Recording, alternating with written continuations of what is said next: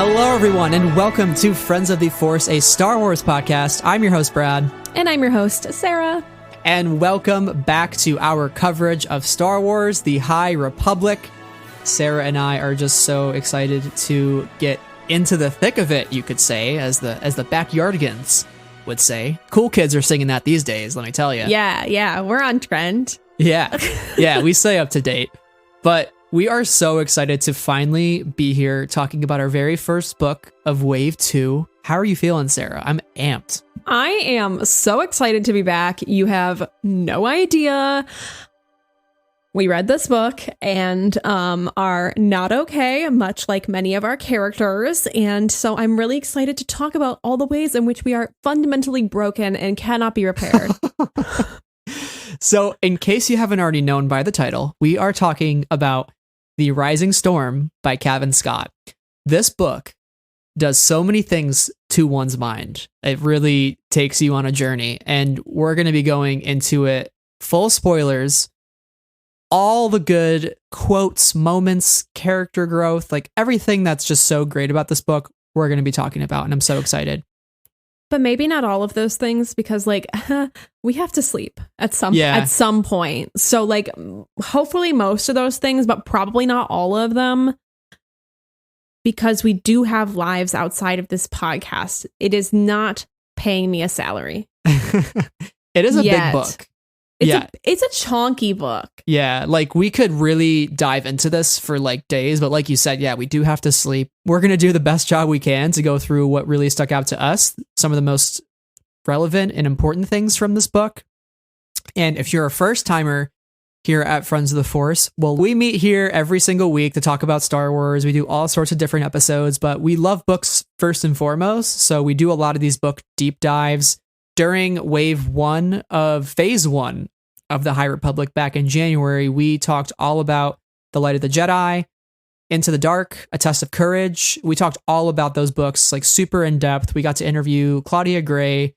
It was a really great way to kick off this new era in storytelling. So if you haven't already listened to those episodes, you should definitely do that because they're great. And we had so much fun recording them. Also, on our Patreon, we are covering the High Republic Adventures series. So patrons, if you haven't listened to that yet, go and do it. And if that's something that interests you, it's there. But most importantly, here at Friends of the Force, we find joy in Star Wars and in fandom. So while we might not like everything coming out of a galaxy far, far away, we like to take the things that we love the most and talk about them super in depth for hours with on end.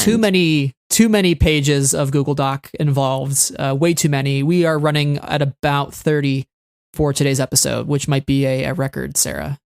Yeah, there's a lot of notes on this one between both of us and our outline. We should be ashamed of ourselves. But if you missed our preview episode last week, we hosted Arzu from the Geeky Waffle. So she joined us and we talked all about what to expect from Wave 2. We recapped a little bit of Wave 1. And we also speculated about what could be coming in the pipe. But how today's episode will work is we are going to talk first and foremost, spoiler free. We're going to give you the lowdown on the book, if you should read it, what are the strengths, what are the weaknesses. So if you just want to get an idea of what the book is like, but you haven't read it yet, great time to listen. Usually we talk about that for about 15 to 20 minutes and give you a good lowdown on the book. And then the rest of the episode will be full of spoilers and we'll really let you know when we're going into that spoiler. So don't worry, if you haven't read it, I would recommend listening to our spoiler-free review. And then if you have read the book, stay tuned and stick around, grab your popcorn because it is going to be a bumpy ride for sure. And we're going to go through many emotions on this episode, I'm sure. Yeah. It's kind of a given with the content of the book. Yeah. But before we do any of that, it is time for our bookstores, plural this time, of the episode. Every time we review a book, we'd love to highlight an independent bookstore that is doing great work by bringing books to the people in their local community and beyond. And we are recording this in Pride Month. It's coming out a little bit later, but because of the occasion, we wanted to highlight a couple of amazing queer-owned bookstores and from our home states, Brad. Yes. Illinois and New York, respectively. So the first bookstore we're going to highlight today is Women and Children First. It's on the north side of Chicago. It was established in 1979 and boasts being one of the largest feminist bookstores in the country, stocking more than 20,000 books, which is a lot of yearly inventory. A lot. Yeah. And what's amazing about them is that they have an open donation to Chicago Books to Women in Prison. They also are a safer space, have a Women's Voices Fund, host feminist authors, and curate an awesome collection of queer literature, feminist literature, and everything in between. Stuff for everybody at Women and Children First. And it is a great space on the north side of Chicago. And Brad, what's your bookstore today? The bookstore I chose to highlight is Blue Stockings Cooperative. So they are located in the Lower East Side of Manhattan. They are New York's only queer, trans, and sex worker run bookstore. So since they're a cooperative, all of their decision making is like sort of this horizontally shared model. So rather than have the sort of corporate hierarchy, they really come together on consensus-based decision making, and they try to empower their employees. All their employees are actually from the communities that they're serving. They've been around for 21 years, so they strive to distribute literature and resources about like oppression and intersectionality, community organizing. They maintain a space within the city for, dialogue and education. And they also try to build connections within the New York community, especially. Yeah, and I will also just very quickly add that Blue Stockings sells zines, which is awesome. A huge part of feminist movements were the distribution of zines, and they have continued. And I think that it's awesome that Blue Stockings is making them kind of widely available and putting together a bunch in the same place. So there's a lot of zines to peruse and to grab from them, which I think is cool. If you have the means to support local bookstores and they're in your area, you should definitely do so above, larger corporations that sell a lot of these books. I know they are typically running at the full retail value, but again, if you have the means and you're able to support independently owned bookstores, these people are making a living by doing this, and that's how they put food on the table. So your ability to go to these stores and support them means the world to them. So it's really wonderful going into a bookstore, which is something that not a lot of people have access to, but when you do, you should do it because they love seeing customers come in. Also, a recent statistic I learned is that when you purchase books from a independent bookstore in your area, 28% of the money that you pay goes directly back into the community and back into the local economy, whereas like Amazon and those kinds of places, only 4% goes back into the economy, which is like a crazy number to think about. Yeah. And support your local bookstores as you are able. Something to think about, absolutely. So great stores, and I love when we do this segment. It's always fun. So stay tuned on our future episodes when we highlight other bookstores, including our next 2 High Republic book reviews. So we're excited to take a look at other small bookstores. Mm-hmm. But Sarah, I think the time is upon us. We are finally going to dive into this book. So again, no spoilers at this point in time. We're just going to give you our spoiler-free review of The Rising Storm by Cavan Scott. Sarah, take the floor. How are you feeling? What are your overall thoughts on this book? Cavan, how dare you? That's it. That's Agreed. all I would like to say. Yep. No, I'm just kidding. This book is 427 pages of pure calculated chaos. And I say that with the utmost respect and admiration for every single one of these pages. If you loved Light of the Jedi, if you love dark Star Wars, you're going to find it here.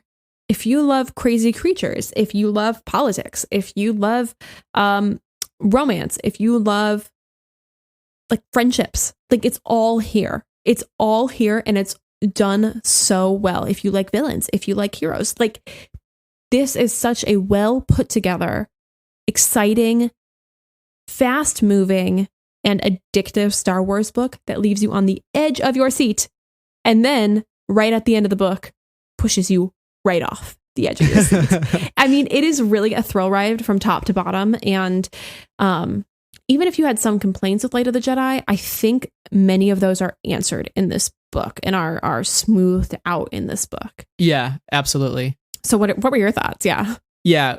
Surprisingly, you and I finished a book at the exact same time, like Quite literally minutes apart, maybe seconds, honestly.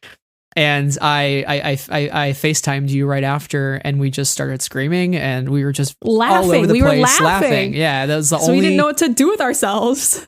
Only reasonable emotion coming out of this book is to just like laugh, because you laugh to hide the pain. Yeah, it's like a shocked laugh and not like an oh LOL laugh. it's a lot. But you brought up so many great aspects of this book. You said romance, friendship, kind of the darker middle chapter feeling, which if we're thinking again that the High Republic is going to be a trilogy of trilogies, this is the darker middle chapter of phase 1, which is called Light of the Jedi, before we go into Quest of the Jedi, which is coming up next. So the fact that this book can contain all of those layers and do each of them so well is a testament to Cavan Scott's strength as a writer, because what he really does in this book is like the first half of it is spent developing characters and really getting inside their minds and understanding what they're going through, because something you have to consider is coming off of the events of the Great Disaster. Not everybody's going to respond to that in the same way. And nobody should think that the galaxy can just move on from that. There is a lot in this book where people are still reeling from those events, and they're still coming to terms with what happened, because when you think about it, the galaxy hasn't experienced anything of this magnitude in such a long time, probably since the Sith War, that has been mentioned in several different Star Wars books recently, I feel like. So the fact that Cavan can really get inside their minds, and then when you hit the second half of this book, which is just packed full of action at the Republic Fair, obviously the Nihil attack, that is not a spoiler, it is on the cover of each of these books in this new wave, and that is the centerpiece of this wave, is the Republic Fair. It's the spirit of unity that Lena So has created to bring everybody together across the galaxy and try to make them feel like they are all the Republic. But of course tragedy is going to strike, and it's like, how do our heroes not only try to rebound from the first tragedy, but like while they're trying to do that, grapple with a new one happening at the exact same time. And I think that's where you really get into emotional complexity. You get into some darker elements, and it's one of the, it's currently ranked as one of my top Star Wars books I've ever read, to be honest with you. I mean, it's up there for me with the Rotz novel. It's up there with like Bloodline and some of Claudia's writing. Cavan's a brilliant writer. Duke of Jedi Lost is a great example of that, and he just hits it out of the park with this. Yes, I totally agree about this being a top-notch, top-shelf, most excellent Star Wars book. It really does rank up there among some of the greats that I feel that Star Wars fans often talk about. Lost Stars, Bloodline, Rot's novel, that sort of stuff. It definitely does all of that. And I agree with you that Cavan is really showing all of his skills here, and he's done such an excellent job putting everything together and taking all of these many characters and putting them into scarier situations than before. It works. It's exciting. And yeah. I will say that if your major criticism of Light of the Jedi and Wave 1 of the High Republic was that there was just too much going on, and it's hard to focus on what characters, what they're doing, who they are, you may not love this book, because again, it does follow multiple groups of characters and all of the journeys that they're going on. Yes, they're interconnected, but they're also having their kind of own personal journeys. I will say that in this book, there are a couple characters that stand out as kind of being the protagonists throughout the novel. Elzar Mann essentially being that character, like Elzar and Stellan and the Martian Row. So there is a little bit more of a narrow sense, especially since we've already met so many of these characters in Light of the Jedi. But I will, caution people who really struggled with the sheer amount of characters and places and things that were going on in Light of the Jedi, that this one may not solve that problem for you. And listen, it's tough. It's tough to introduce Star Wars fans and new readers to this part of the galaxy, because you want to explore this time period and you want to flesh it out and you want it to feel completely authentic. So there is a lot of denseness to it. But like for me, I'm a very details oriented person. So I see something on the page and I go, oh my God, like what is that? I've never even heard of that before. That sounds interesting. But having those moments or like meeting new characters from all walks of life is really exciting. But yeah, it can get a little confusing. But I think if you really like focus while you're reading and, maybe just take each chapter slowly, you can really dive into it pretty deeply and understand all the intricacies of the story. But I would say that compared to Light of the Jedi, which I still loved, whereas Light of the Jedi was kind of kicking off everything and had to really establish the arena that we were in, this doesn't have to do as much of that heavy lifting. And I think Cavan really focused more on the characters. Like you said, there is a couple of characters that we're going to talk about in depth today's episode, but that really, really shine. And I feel like I know them even better than I did the first time around, which is awesome. What he's saying is that this is the Elzar Mann episode. On this episode, we will be talking exclusively about Elzar Mann. But let me, credit where credit's due. Bel Zettifar, Ty Yorick is a new character. Yeah, I guess. Stellan Gios, Marcion Rowe, Lena So is pretty heavily involved in this book too. So there's a lot of really cool returning characters that you just get to the root of and understand what makes them tick. And I love that. I love when Star Wars does that. And I will say, if you're one of those people that was like, too much going on. One, I just want to say that I totally understand that criticism, and not by mentioning any of this, not meaning to diminish it, but instead to highlight it and tell you how valid it is. But another technique in order to get into the story, if you want to continue reading, despite kind of still the large scale of everything, is to hyperfixate on your favorite character. Say okay, I'm a Stellan fan. I'm just really going to focus in on what Stellan is going through in this book. And that, I think, is perhaps helpful to get through it. For me, it's Elzar. I just was going 110% in on Elzar. And how much I talk about Elzar in this episode will reflect that. Don't apologize for the person you're about to become on this episode. I already am. Oh boy, we are in for a ride. For those of you sticking around through our spoiler section, prepare yourselves, because we're going to hit you with a lot of feels. But I would love to know, for this book, Sarah, how do you feel? What elements in the High Republic did this book add to this era? What do you think when you look back at the story and comparing it to what Light of the Jedi added? What does the Rising Storm add? What is its flavor? What is its big thing that it does to move the story forward, but also give us the goods? Epcot? Yeah. For sure. Major Epcot vibes. So if you are an Epcot fan like myself, you will be thrilled. Also, Elzar Mann. I should have known. That's all I can say. I should have known. For me, something that really stood out was the butting of heads from all different areas, from within the Nihil, from within the Republic. And there's just so much politic happening in this book. And I love Star Wars politics. And when we think about how all of this is supposed to lead to a fractured Republic experiencing a Clone War that then leads to the fall of the Jedi, the Clone War literally being the Revenge of the Sith, how does it all lead to that? And you just start to see some of those cracks form in this book. Obviously, we are still 200 to 300 years removed from the Phantom Menace, so there is a lot of time to go. I mean, there still might be another peak to come. We are kind of on the decline right now. We were at the peak. We were at the peak before the Great Disaster. Now we're moving towards a valley for sure. But I think it introduced many interesting elements of hey, maybe everybody won't agree, and hey, maybe people are going to want to take advantage of certain situations and try to leverage their own power given circumstances. So I think that is really interesting, and that kind of stood out to me. And I think that was really awesome to have those gray areas in this book. And like, who do you want to side with, and who do you believe in the most? Well, that was a much more thought out, eloquent answer than Epcot and Elzar Mann. So point Brad on Sarah's this one. mind is in the Elzar Mann gutter. It really is. Yeah. But before we go any further, I would also just like to hype up the audiobook.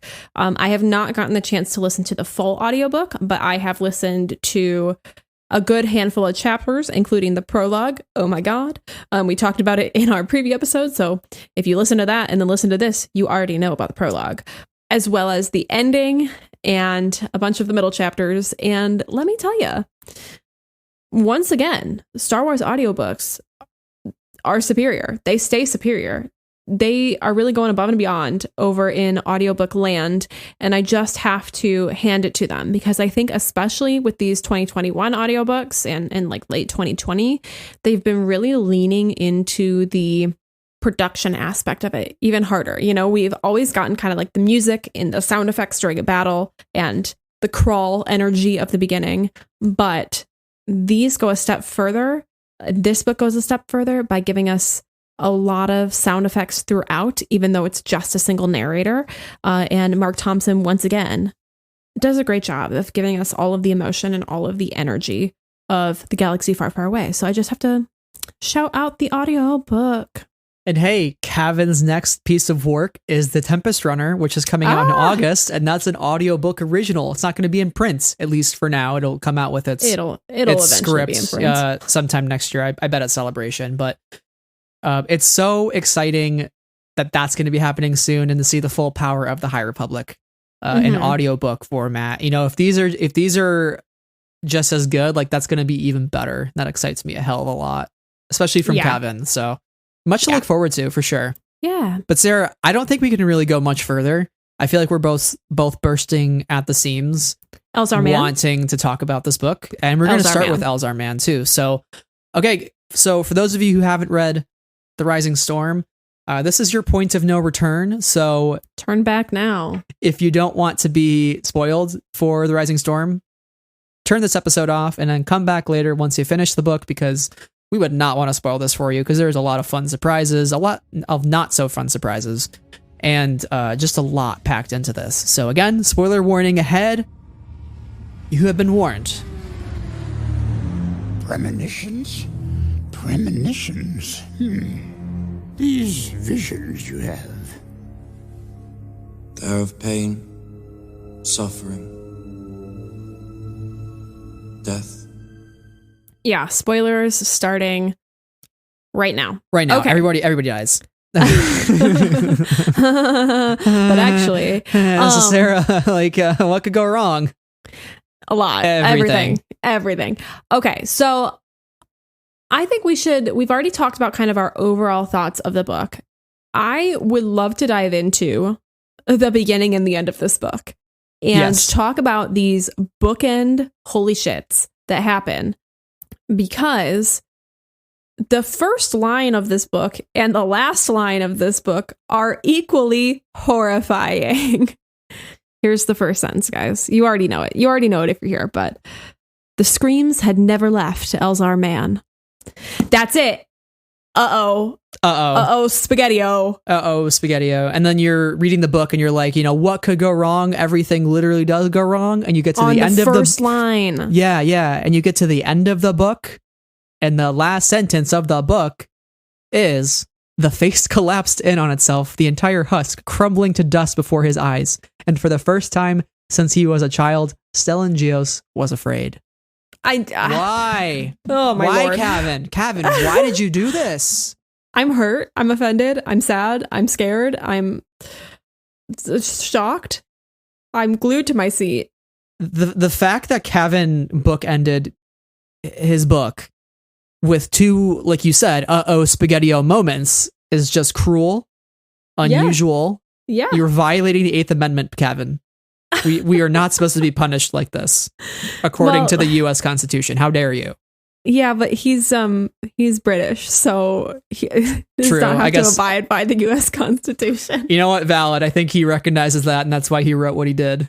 Yeah, I mean, okay, so we got that preview of the prologue a while back, and we talked about it in our preview episode, but I read that opening sentence and I have never been okay, like, since that moment. Like, have you recovered at all? I was like, okay, the screams never left Elzar Mann. I had to like physically put the book down and kind of think to myself of like, okay, Brad, you know what you're getting yourself into. Yeah. Because like that just sets the tone right away. It makes me legitimately worry about the future of our heroes, because if we're only 2 books into what will probably be a 9-book saga across the Del Rey adult novels, Mom, come pick me up. I'm scared, because yes. he's just not shying away from the heartache. He's not hiding the fact that we are going to eventually get to the fall of the Jedi. And it's a reminder to like kind of reel us in from that high, quote unquote, of the High Republic that we're feeling of like, wow, the Jedi are great. And, you know, the Republic is in good shape. And to remind us like, hey, all roads lead to downfall and lead to the Empire in 200 years. Like, and obviously we are far, far, far removed from that. But again, it's about the foundation and it's about the cracks forming, and it starts with Elzar Mann. Yes. And it is very interesting in this prologue to get a lot of facets about Elzar Mann, kind of like in 6 pages or so.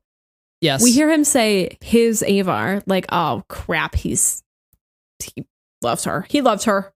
He loves her. Okay. He loves her.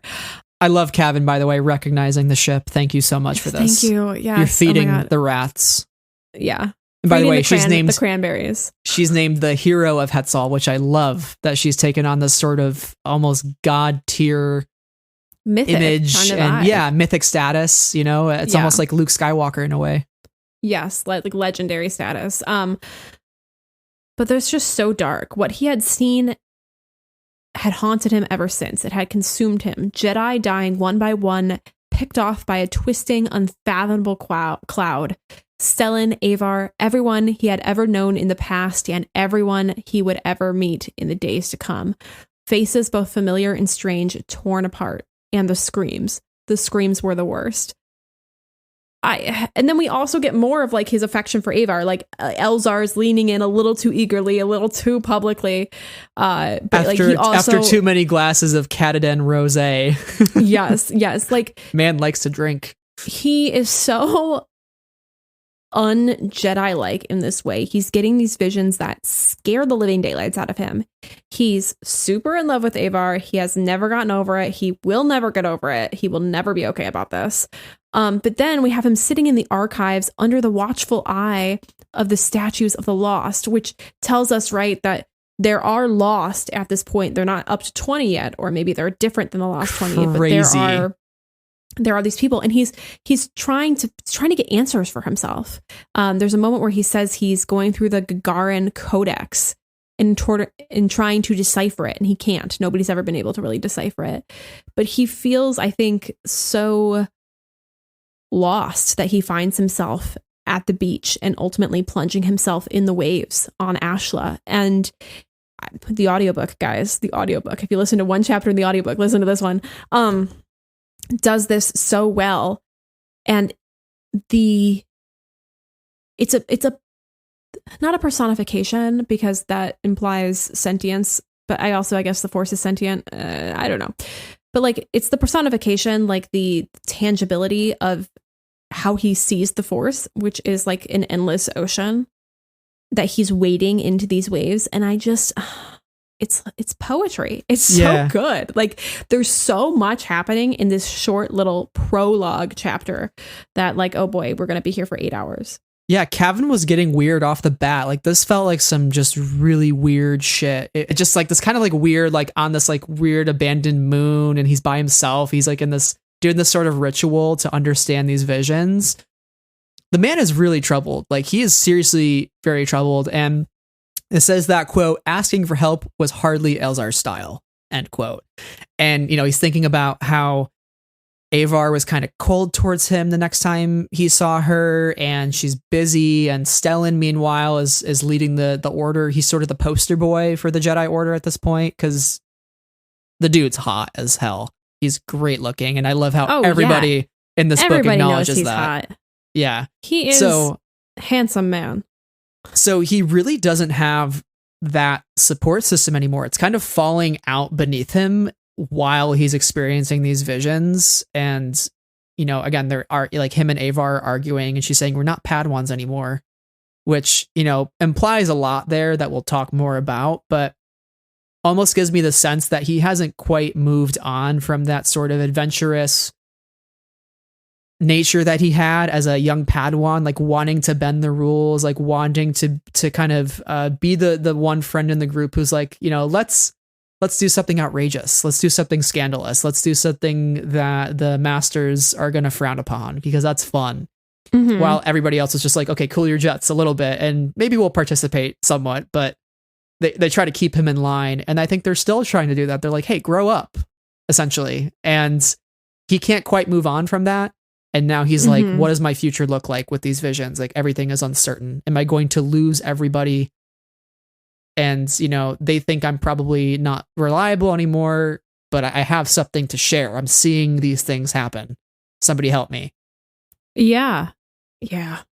The prologue was just a lot to handle off the bat. And like, let's fast forward to the end because, we're kind of talking about these two pivotal moments in the book because I think they are the most important things that happen. Arguably some of the most important things. And it does not end well for our heroes. I should have known. I should have known that reunions in Star Wars are too good to be true. Take it away, Sarah. What the heck happens? And why are we in pain? And why have we been changed as people because of that pain? Well, the whole time leading up to actually reading this book, I truly thought that the Republic Fair was the end all be all of the action. And like, this is the moment. I was wrong. They make their way right. Is the planet Grisal? Yeah. Yep. Okay. The new Nihil outpost that they've established on. Yeah. So they make their way to Grisal. Bell senses Loden. Loden is alive, y'all.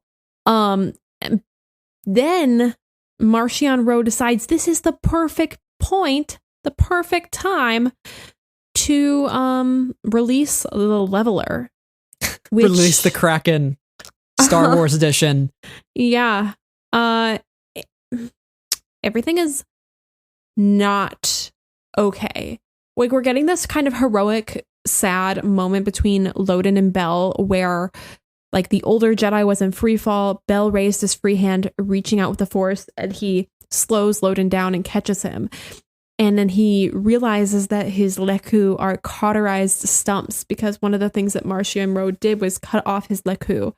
With Loden's lightsaber. Like, which is like so awful. So like, cruel. So terrible. So bad.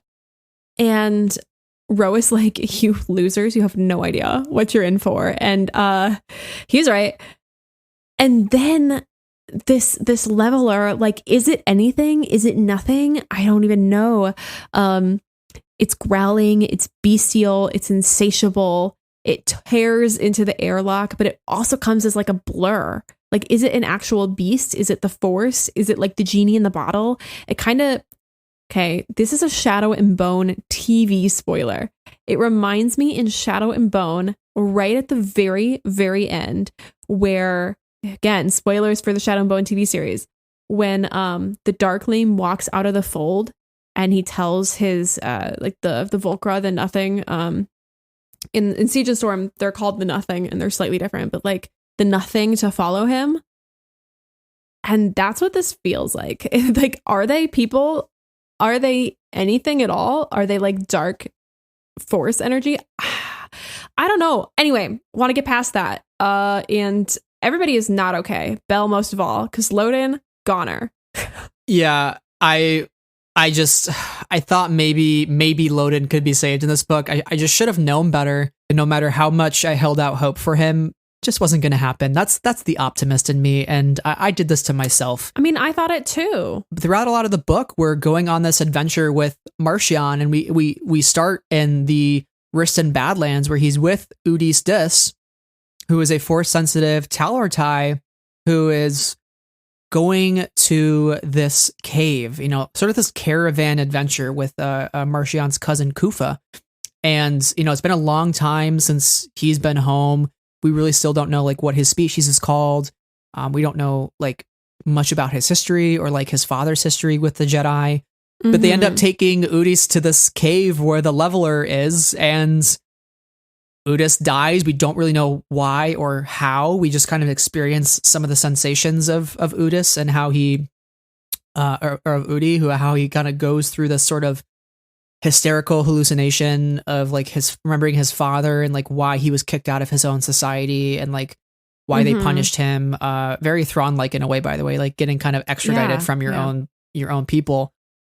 And then we're kind of just left wondering, like, when the heck is this thing going to come back into play? And we should have known. Like, I think once, like you said, once we realized the Republic Fair wasn't the end all be all, I was like, oh no. Oh no. I was like, where do we go from here? Oh no. But let's talk about the sensation of the leveler, because this changes the game for Star Wars. And did you kind of feel too that like there was going to be some bigger threat? We've kind of talked about it a little bit, but like the Drengir and the Nihil, like, does it make sense to have a bigger threat that rivals those and beyond?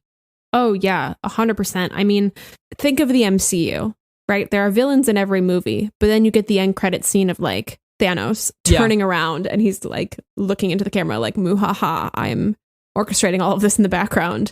There's gotta be something like that going on, right? Because we get the Nihil and the Drengir both in Wave 1.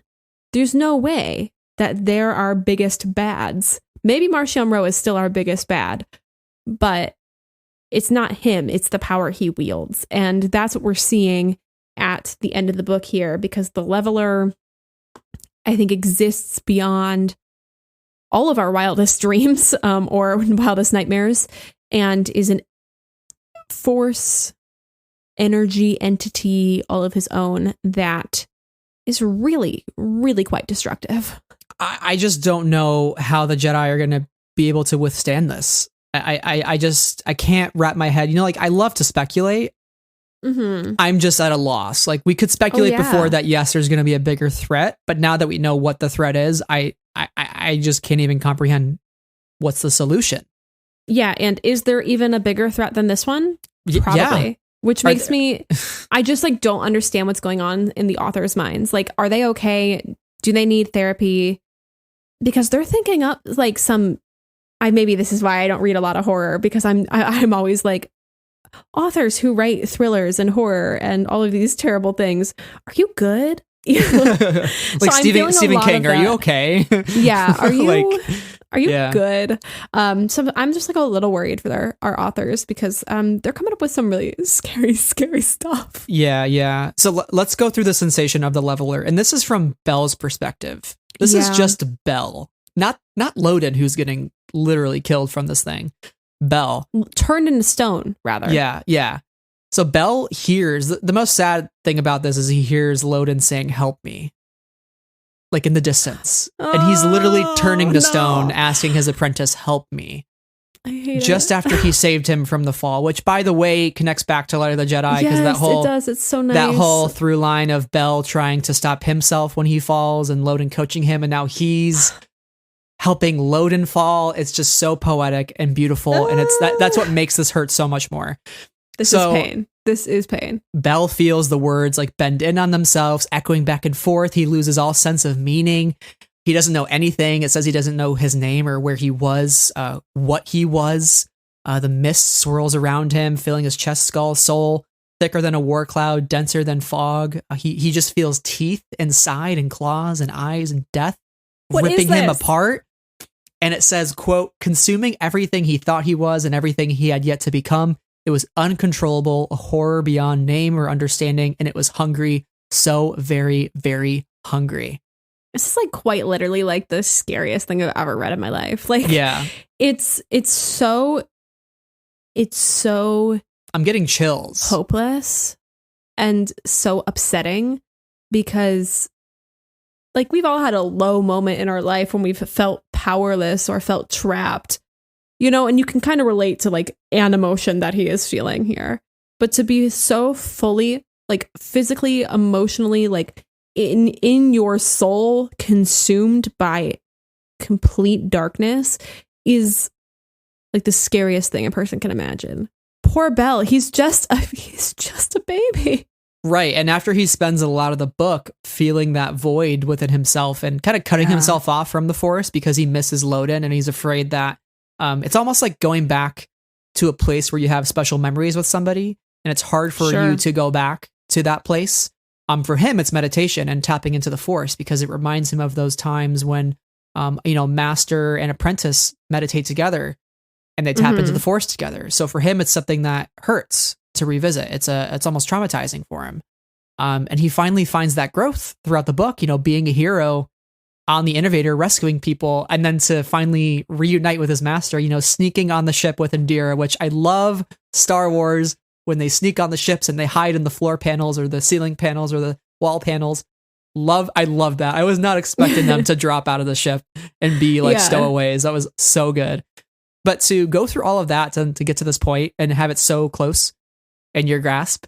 And then also like Ember, it says that she was snarling and her flames were flashing. I was like, is she affected by the leveler? Like, is she not going to be okay now? Because throughout the book, like she's basically his therapy charhound.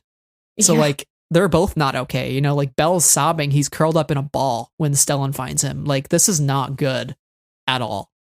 I'm worried, like very worried for Belle, most of all of anybody, I think.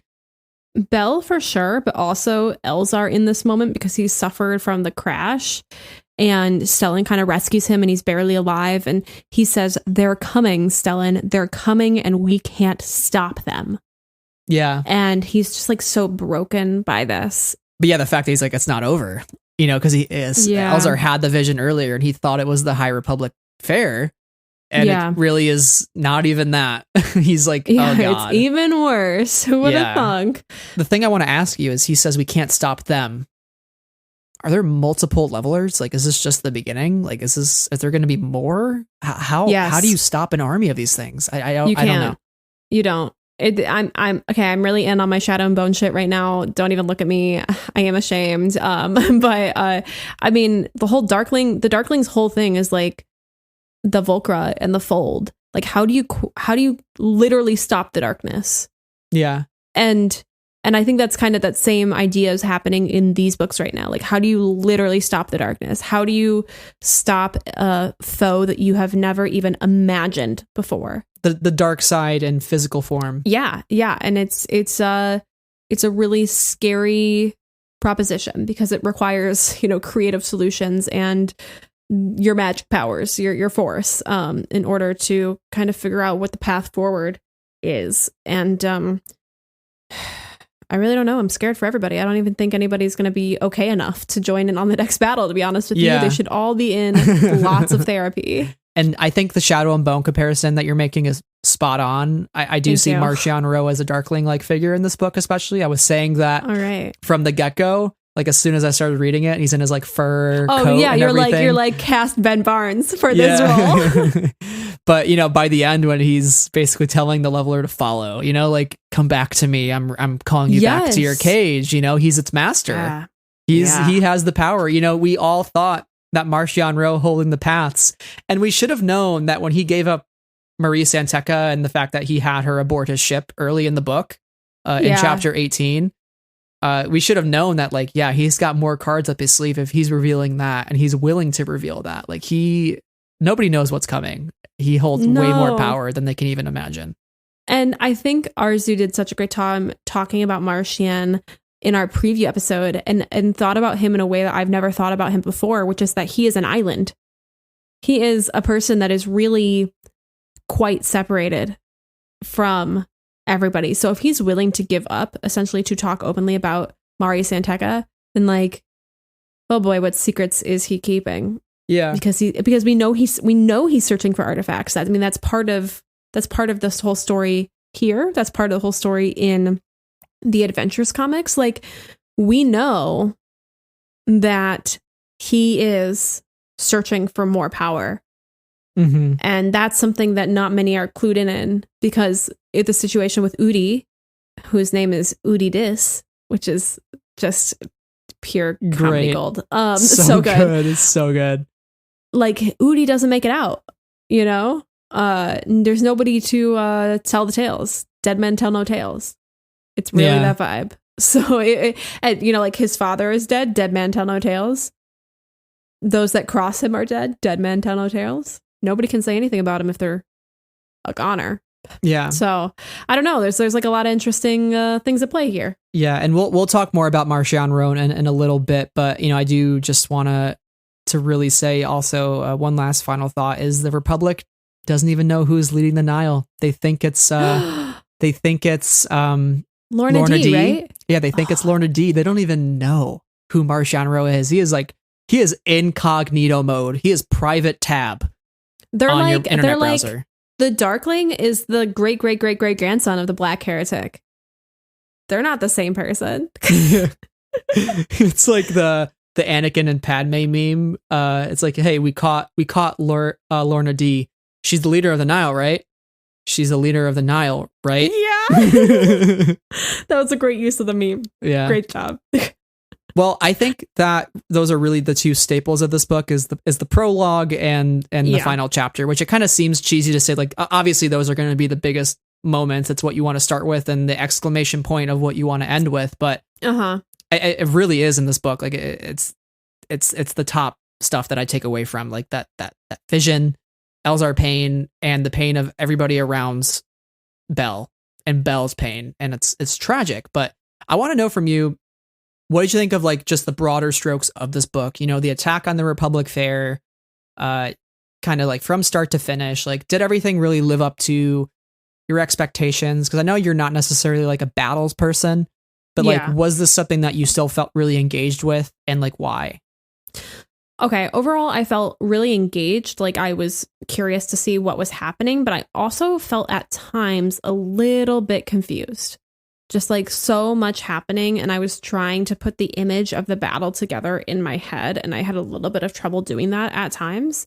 But that's also because I'm not somebody who thinks in that particular frame of mind.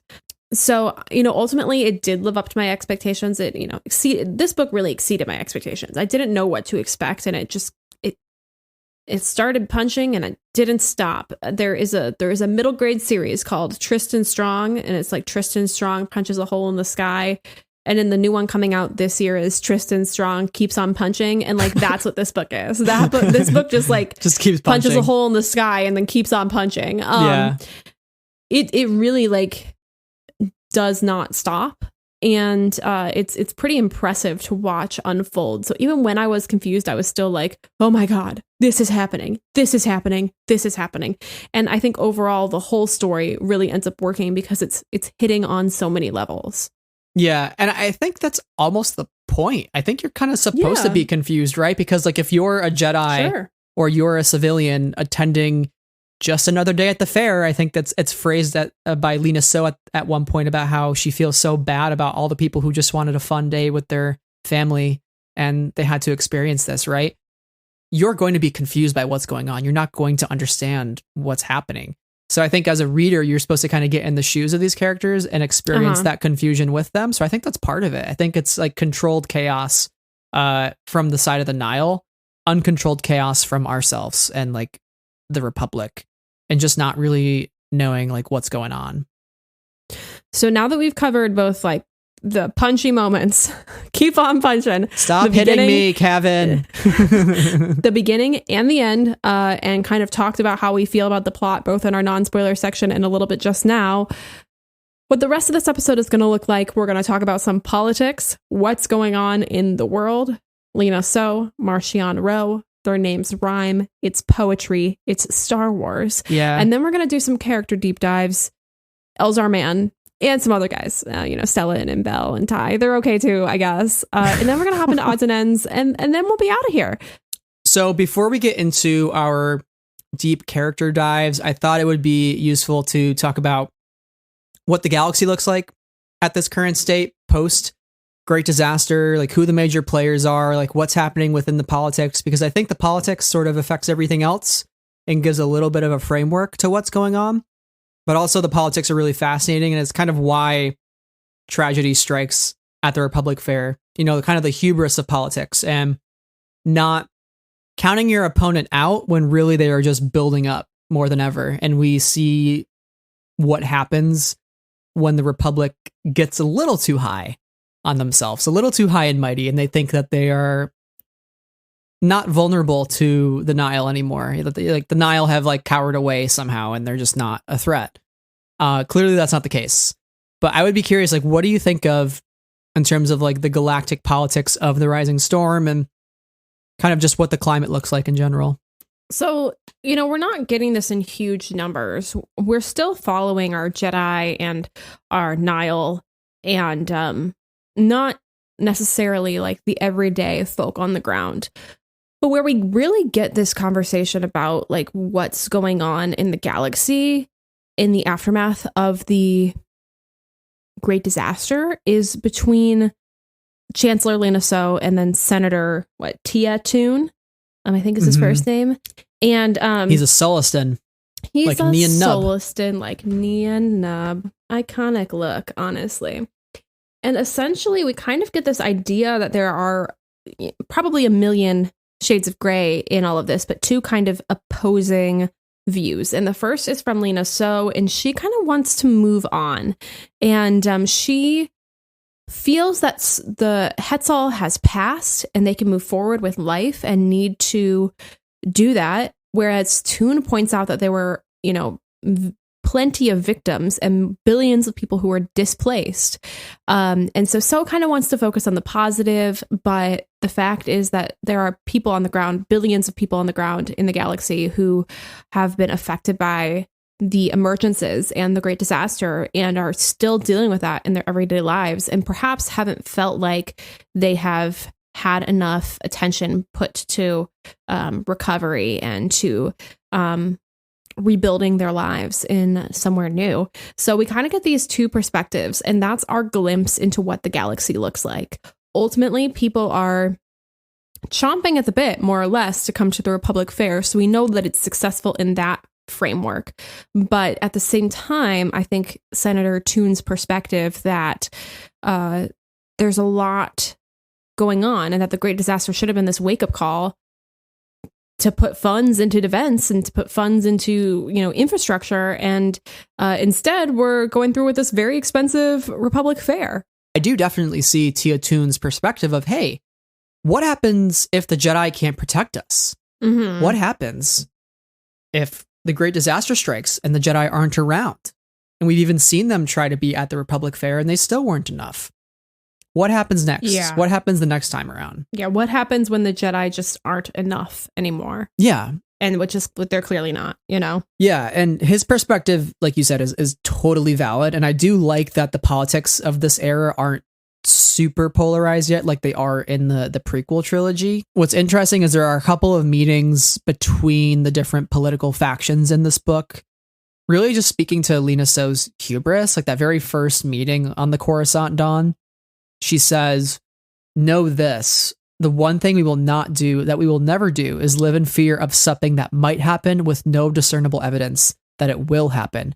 If we halted our plans even for a second, then the Nihil or the Drengir or anyone else who conspires to disrupt our way of life would win without even firing a shot. And even Stellan kind of buys into this idea. Like, what do you think of Lena So's leadership in this book? Do you think she is just completely blinded, and do you think like all of this really fell out of her control and that she should have done a better job like managing this possible threat, especially now that we know the Drengir are out in the galaxy consuming planets and devouring people, devouring the meats? Oh boy, yeah, devouring the meats, eating up all of the juicy meats. But this is like a complicated conversation because relating this to our own world, I truly do understand both sides of this conversation. Toon is saying, let's remember the victims. Let's take a second here and pause. Let's refocus some funds to go towards the defense because who knows what'll happen next. And I think that's all valid. And I think it also could really easily become security theater or kind of fear mongering about the next thing. Right. At the same time, Lena So's we're past it. Let's just like throw a party, more or less. We're not going to live in fear of anything that might or might not happen. I don't think it's exactly the way to go about it either, because we have to learn from our mistakes. You know, like we have to figure out how we can avoid something, you know, from happening like this in the future, whether it be the Nihil or some other threat. There has to be some sort of middle ground here. And I honestly think that Tiatun is closer to that middle ground than Lena So is. Yes. Because I don't think, at least in these conversations, that he's fear-mongering. You know, I think he's saying, like, we have to be prepared for something else. Although, like, the conversation about him getting the nullifying lightsaber kind of a thing is like a whole other kind of facet of this conversation that maybe like nullifies his own point a little bit. Yeah, a little sus. Makes me feel a little less secure in this opinion about him right now. But like he's saying, we have to learn from this. We have to remember what we lost and what we're still working through. Whereas So is like, but let's focus on the positive. And to forget those people, to not invest in those people, I think is wildly problematic, because then you're leaving people behind, and you're just pretending everything is okay. And throughout this conversation, having really related it to kind of what we're going through, there's that conversation in our own lives too. We're like, okay, do I go to a concert tomorrow without a mask on? And is that like a safe place to be? And am I protecting myself and others? And like, should I be going out and partying when I know that you know, people are still dying of this disease in our country, in our state, in our around the world? You know, like I think that middle ground, I think the million shades of gray I'm talking about is happening in these sorts of conversations in the Galactic Republic, as well as like our own world. And I think that you mentioned a great point where like art reflects life, reflects art. And I think that this book relies a bit on the science fiction of it, rather than the fantasy at times. And the best thing that science fiction can do is tell us something we don't even know we need to know, or kind of give us insight into that. And I think this is one of those moments. Mm-hmm. I love how he totally calls her out too on her propaganda. I thought that was a really drop the mic moment for Tiatun. He says, you know, she's saying, this is for spirits, for unity. We're doing this for the good of all people. And he's like, you know, don't let it distract you from the fact that the fair is a dangerous extravagance that should have been canceled the moment the legacy run was destroyed. All that time, all that money frittered away on frippery and ostentation. The Republic Fair is a dangerous vanity project that puts the lives of citizens in jeopardy. The Senate knows it, and so do you, Madam Chancellor. I was like, holy shit. He's kind of right. Yeah, like I get her point of view in wanting to focus on the positive. And at some point, like you do have to move on with your life. Yeah. But you can't do that. You can't do that successfully if you are just completely ignoring the thing that caused so much harm. Yeah. You know, with your money, with your time, with your brain energy. Like,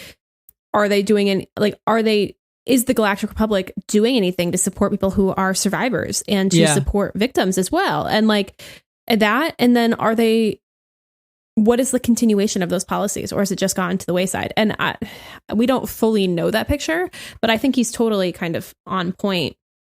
So, you know, So accuses Tiatun of having this conversation and proposing these ideas for his own gain. And he says, I think only of the people throughout the Republic who live in fear of a cloud on the horizon every day of their lives. And what of those who believe that the Chancellor is politicizing, who believe the rhetoric, the promises, people who think that they are safe when this attack proves that they are anything but, as do the other attacks that have blighted the frontier in recent months. These are the people your administration is failing, Madam Chancellor, and these are the people who will see for themselves, mark my words. And he says, after all, kind of, says, after all, you already have the cams with you. And so, like, I think that's another really interesting point to add to this conversation is like there is at least a part of Lena So that is doing this for the vanity of it all. And like maybe we are getting really good technology, like innovation from this Republic Fair, and there are moments that we learn about that show us that there is, you know, an exchange of knowledge, innovation showcased here. But at the same time, we've got the reporters from the HoloNet following her around on her ship all of the time. And Tiatun is also right in saying that, like, there have been attacks in recent months. As you said, the Drengir are just eating up planets. Like, these are affecting people. Yeah, like Avar Chris is literally working with the Hutts, and even Senator Noor from Sereno is super annoyed by that. And the fact that, the thing with Lena So is it just seems like she's carrying on without recognizing how many people are displaced. And it's been a year since the Great Disaster, but you can't forget. And but like trauma doesn't go away. Yeah, and like Toon made another point too. Like when Ambassador Tis shows up from the Togruta Society, she asks about like, oh, are you implying the credits aren't being used properly? And he says, this fair is fine and dandy, but it's only going to bring pleasure to those who can actually make it. He's like, what about all the people that are going to be huddled together in habs that are too small for them, watching a flickering image on a hollow screen, safe in the knowledge that their taxes have paid for all of this when they could have had so much more. And it kind of gives you this visual of just people who are displaced, who don't have their homes anymore, who have been impacted by this disaster. And like Lena So is like not helping those people, those destitute, poor people who have nothing anymore. The people that are showing up to the Republic Fair have the money to get there. Show up to the Republic Fair. Yeah. It's like get there, to go to the parties, to be well dressed, to be in a position where they can perhaps, and I mean this in like an education standpoint, understand all of the technology and innovation that's happening. Yeah. Like very privileged sort of class of people. And of course, all of the leaders from all of the planets. So there's a sense that it's about the elite.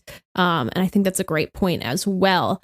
To our friends across the internet who say that they don't trust Lena So, I get it.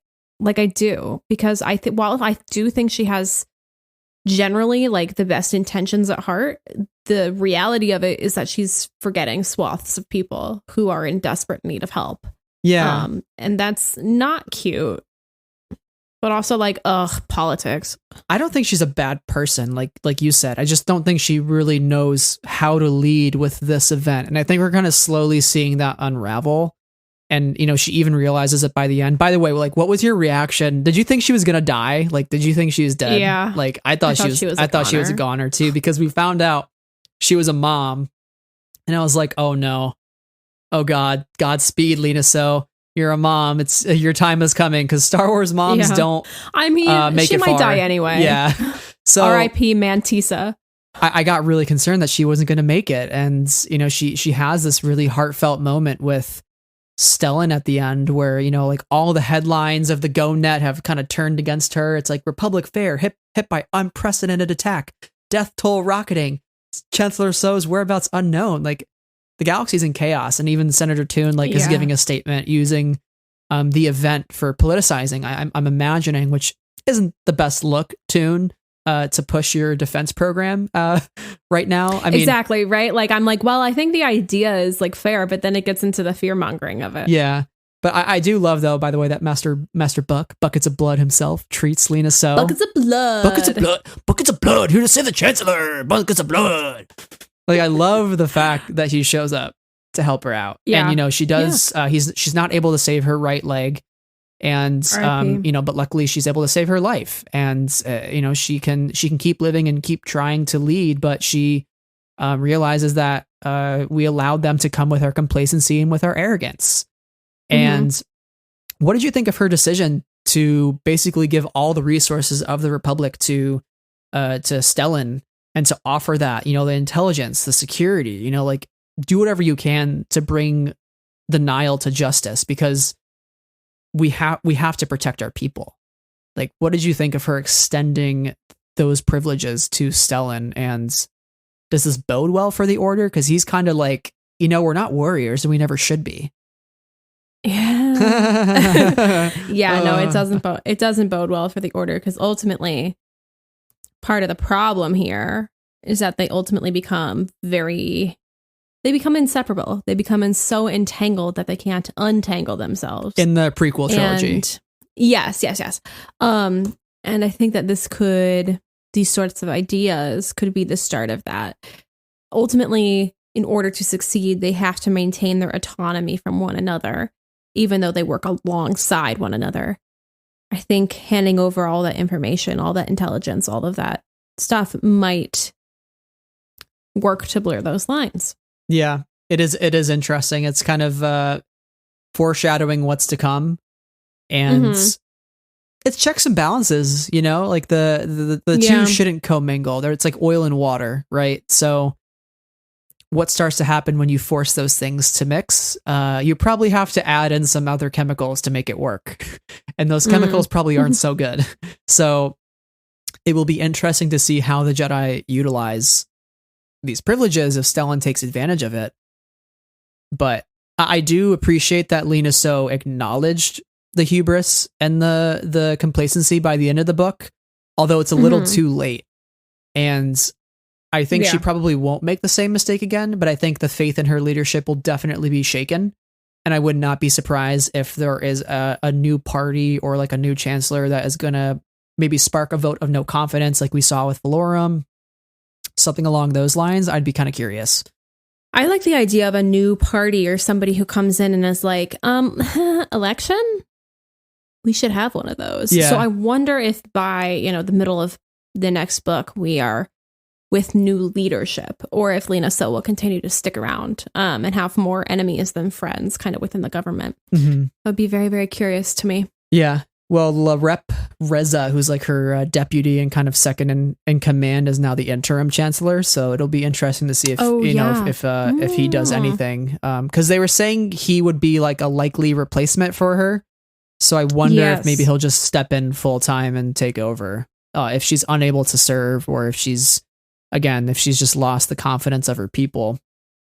But I want to jump over to the Jedi as well, because there's also butting of heads happening within the Jedi Order as well. It seems like the council continues to argue with each other, and one of the only comments I would really have to add on the Jedi Council and the Jedi Order is we don't get a lot from them, like not as much as that one meeting that we had in Light of the Jedi, which was with Jorah Mali, and that had a lot to it, right? It was a big meaty chapter that we were able to discuss. R.I.P. Jorah Mali. Right.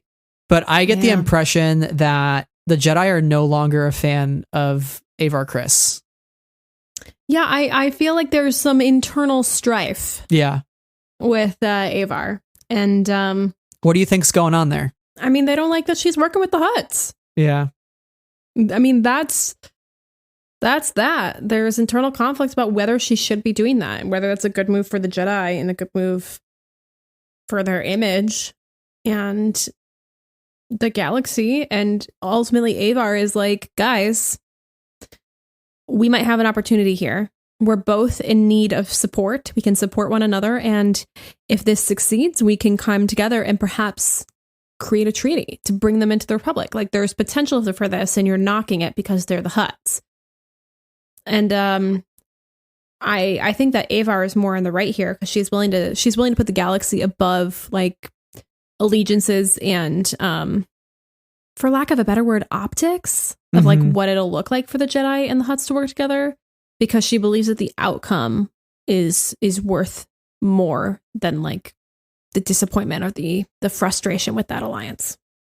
Yeah, one of the Jedi Masters, Terry Rosassen, seemed very critical of Avar, and he said Marshal Kriss seems to think she can do what she wishes with or without the council.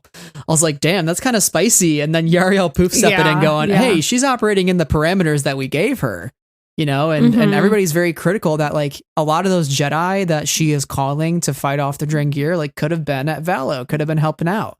But like she's quite literally taking all of our reinforcements on this crazy chase after the Drengir, which like you would think the Jedi Order would be like more sympathetic towards like, hey, let's get rid of these carnivorous plants. Like, it's totally cool. I get it. But yeah, it just seems to be like weird that just because the means by which she's doing that, which is working with the Hutts, it's like they don't support the overall goal. It's like you're saying, it's kind of stupid. It's like, I don't understand like what other solution they would have. Yes, they are attempting. Well, Avar is creating a bipartisan solution, and they're mad that it's bipartisan, even though it's achieving literally the thing that they want it to achieve. Yes. Except that they have this other priority as well. And I think maybe the issue is communication between them about where resources need to be in the moment, because like Avar might be the marshal of Starlight. She might kind of have the most power there, but she doesn't like unilaterally control the Jedi. Like they can say like, no, stop putting Jedi on this hunt. Right. We're gonna allocate some Jedi to our thing over here into Valo. But they didn't, right? So guys, get it together. You're kind of at fault for this too, ladies. Like, hey, well, point to Yariel Figure it out. Poof for defending Avar. I appreciated that. He was kind of God nice to bless do him. that. Yeah. All right. Yeah. So I want to hear your thoughts on some of the technology and that is being shown at the Republic Fair and also the Republic Fair in general. I think that's again Epcot? the centerpiece of this wave. So kick it off with the Republic Fair. Yeah. So this is Epcot. The whole vibe of the Republic Fair is similar to things we have in our own world, whether it be Epcot or the World's Fair, the Columbian Exposition, where everybody is coming together to show off their brightest, their best, their boldest, and kind of prove to the world that we're all doing something worthwhile on this planet, or we're doing something exciting. And I think the most notable pieces from this fair, one are the floating world pavilions. Yes. And secondly, the medical frigate ship, whose name I have already forgotten. The Innovator. Oh, of course. That's a great name. Of course, it's the Innovator. I can't believe I forgot that. I've been talking about innovation. So the Innovator, which is essentially this like mega large medical ship, high tech, backed the whole thing, right? And then we've got all of these pavilions that are showing off artifacts, telling you about the place, giving you authentic food from that place, and all sorts of stuff. So the vibe is very Epcot, and I like it. What do you think? Did you also get the Epcot vibes, or was there something else that you thought it reminded you of? And to throw the question back at you, what did you think about the technology kind of being on displayed here? I thought the Republic Fair was great. I love the fact that it's showing all these different cultures. You know, you have like you said, the 42 different key Republic planets that are like floating on these pavilions, which I think is just so fascinating how you can like fly to them. And they're like actually like a large enough space that you can land a little shuttle and like walk around. You know, they mentioned the fashion emporiums of Alderaan, which like, I want to go to that planet. You want to go? Yeah. Let's do it. We have to get something for our next Golden Gorg Awards. Yeah. So like we need a new look. Yes, please. And then you had, Republic Avenue, which I think of as kind of like the Fifth Avenue in New York City, which has all the different shops and that sort of thing. Right next to Lake Lanisa, which this whole planet kind of reminds me of like Naboo. And I think even Elzar makes a comment about that, how it kind of rivals the lake of Naboo that he and Avar sat by.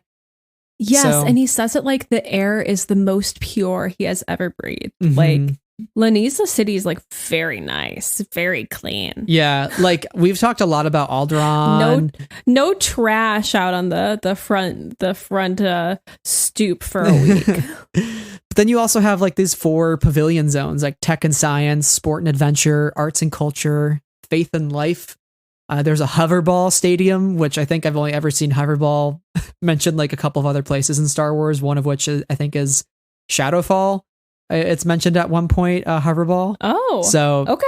And then there's the main The gates. sport endures. Yes, absolutely. And then there's the main gates, which is called the Unity Arc, and it has 22 floating spheres that represent the core founders of the Republic, which I find fascinating. So overall, this whole scene that they're setting is just so beautiful, and I just love it. I love that we spent a lot of the first part of this book before the attack really getting to know like what's on display, and like you said, Bacta is like full blown now. Like people are using it. The rooted moon was saved in Light of the Jedi, and thank God, right? I mean, the fact that that's the Jedi's we needed legacy that now. rooted moon. Yeah, the manufacture of Bacta, which replaces traditional Cavam. And by the way, I love too that we see Bel Zettifar when he gets the thing stuck in his chest in the beginning, which like crazy to just have that happen so early. I was like, what? Just get Speared. Yeah. right through your body. Right through the body while he's flying. And we saw that happen with Skier. That's how he lost his arm. So I was a little worried about Bel. But I love that they throw him in a bacta tank, and he kind of feels the cool gel kind of overcome him as he starts to heal. But a couple of other new technologies. There's a hyperspace proximity alarm that is being developed. Yeah. There's the Z-29, which is the latest fleet of Skyhawks that are being produced by Incom Corp. And they're going to deal these Skyhawks to the Republic. So I wonder if those will replace some of the ships that they're using. But the biggest thing, obviously, was the Innovator. And it's built by a Quellish engineer, Vam Targis. And it has, like you said, it's a research vessel. It has a lot of different bioengineering labs, analysis stations, a medical library, second only to the Doka Institute of Dunnak, which I love a place of higher learning in Star Wars. Yeah. The Institute of Quantitative Studies at Bothawui. Well, now you can add the Doka Institute of Dunnak. Love it. Bothawui, Doka Institute at Dunnak. These are very important things for me in a Star Wars. You have a place of higher learning? Sign me up. I'll read that book. I'll watch that movie. But I will say, you were talking about the setting. You were talking about how it looks all very glamorous, very, very put together. Interesting to go to. The spirit of unity, right, is the theme. And there's a song. Oh, no. And the song is so much. We are one. We are many. We are me. We are you. So much joy. So much love. So much peace. It is true. From distant worlds, distant planets, we stand together and sing. The future's bright and united. Let the galaxy ring. And I can only imagine how annoying this song is. I get it's a small world vibes. It's a small world. Yeah. We were one brain cell. It was really in the Zoom this fine evening. But this song is I don't mean to be rude to Cavan, because I know this was a song that was meant to be kind of annoying. But this is a terrible song. And I don't think there's any good way to set this to music the way you're not oh God, this is cheesy as all hell. It's if it does its job, then good, but wow, it's cringy. I wonder in the audiobook if they actually play it. Have you had a chance to listen to that part? Didn't have a chance to listen, but if you tell me what chapter it was in, I will do it right now. We'll go back. But yeah, I just love the fact that even though it's getting attacked, that song is still playing in the distance. How eerie, the fog filling up the town. And creatures from the zoo are on the loose, and the song is just playing. Can we talk about the zoo? Yeah, I just want to make one last point though. United in Song would be the really scary song that is sung by a group of children in the trailer for a horror movie. In a minor key. Yeah, all of them singing in unison, and there's just these rapid flashes of really scary jump scares. And you're just oh God, this movie looks terrifying. That could totally be The Rising Storm as a movie trailer. This would be playing. Oh my God. Tell me I'm right. Tell me I'm wrong, because I'm not. No, I can't. I will tell you you're right, because you are. Yeah. Oh my gosh. Okay. I just got to the point in the audiobook and he sings it. Oh man. Oh boy. We'll listen to it later. Guys, you should really pick up the audiobook is what I'm saying here. Oh boy. Oh boy. Very exciting stuff there. I won't talk about it, but we'll pick it back up. We'll pick it back up after we end recording. And listeners, get it from your library. Get it from, Audible. Do what you need to do to get your hands on this audiobook, because for the quite literal 1 second I heard of this song, you need it. Yeah. You need it in your life. I do want to make one final point about the Innovator before we mentioned one of the major players, but what a shame that it sinks to the bottom of the lake. Big Titanic vibes. Yeah. So sad. Yeah, right? But all this technology. Yeah, I do want to note that they sent droids to recover the hyperspace proximity alarm. So I wonder if that will be used or maybe recovered and try to be utilized. But most importantly, even though Vam Targis dies because he sinks with the Innovator, Captain always sinks with his ship. There is a mention, I think it's from Elzar to Stellan, how they should bring on none other than Cavan frickin' Tar, baby. Kevin Tar. Bring him back. Kevin Bring him Tar. There's a man named Kevin in the Star Wars. Yeah, Kevin. Okay, there is not enough Kevin Tar in this book. Where is he? Is he okay? Bring him back. Kevin Tar is good. Kevin Tar is a fundamental good in this world. For those of you who might forget, he's the whole reason that in Light of the Jedi, he created the technology to predict where the emergencies were happening, like using all of those 5,000 nav droids. Like, this dude's brain is just genius huge. Brain. Ooh. Like, Kiadi Mundi has 2 brains. Like, Kevin Tar has 10 brains. Yeah. He has more than one brain cell. And that's huge. Yeah. Because Brad and I share one single brain cell. And things get tough sometimes, it's jumping from here to there and there to here. So I was just so happy that we didn't get him, but Elzar is saying hey, there's this dude Kevin, we should bring him in. I'm just God, vindication. I hope to see him pop up, and I'm sure he will, since he was mentioned. And this is at the very end of the book, so I had to wait so long to see my boy mentioned. For your Kevin Tar. Yeah, I love him. Yeah. I will stand the hell out of him. So, Sarah, before we kind of move into our deep dives on the characters, there is one final thought I had, and that is regarding the Togrutas, because one of the most notable moments in the book is when the Togruta fleet shows up. Okay. Because huge moment, what's going to happen? How are we supposed to escape this? And they show up in full support of the Republic. Regasa of Sheely, she is the queen, the supreme huntress of the United Tribes, ruler of Togrutas. She's awesome. Yeah, shout out to the Togrutas, first of all. I love her. Second of all. I love her so much. I think it's interesting that they, show up at the end of the battle and they're just listen, you Nihil better stop or we will fire. This is your first and final warning. I'm just yes, I love you all. So cool. But what do you think of Lena Soul's whole mission to reunite the Togrutas with the Republic? Because they have this really storied and kind of divided history with each other. They haven't really seen eye to eye, because 150 years ago the Republic went into Togruta space, and that's a very sacred place for the Togrutas. They take that very seriously, their own grounds, and really the only sign of mutual respect since then has been Jorah Mali, who is a Togruta, joining the Jedi Order. So I guess what are your thoughts on the union ship that eventually forms between these two parties? By the end, the Regasa reaches out to So in the hospital and tells her we'll fight with you.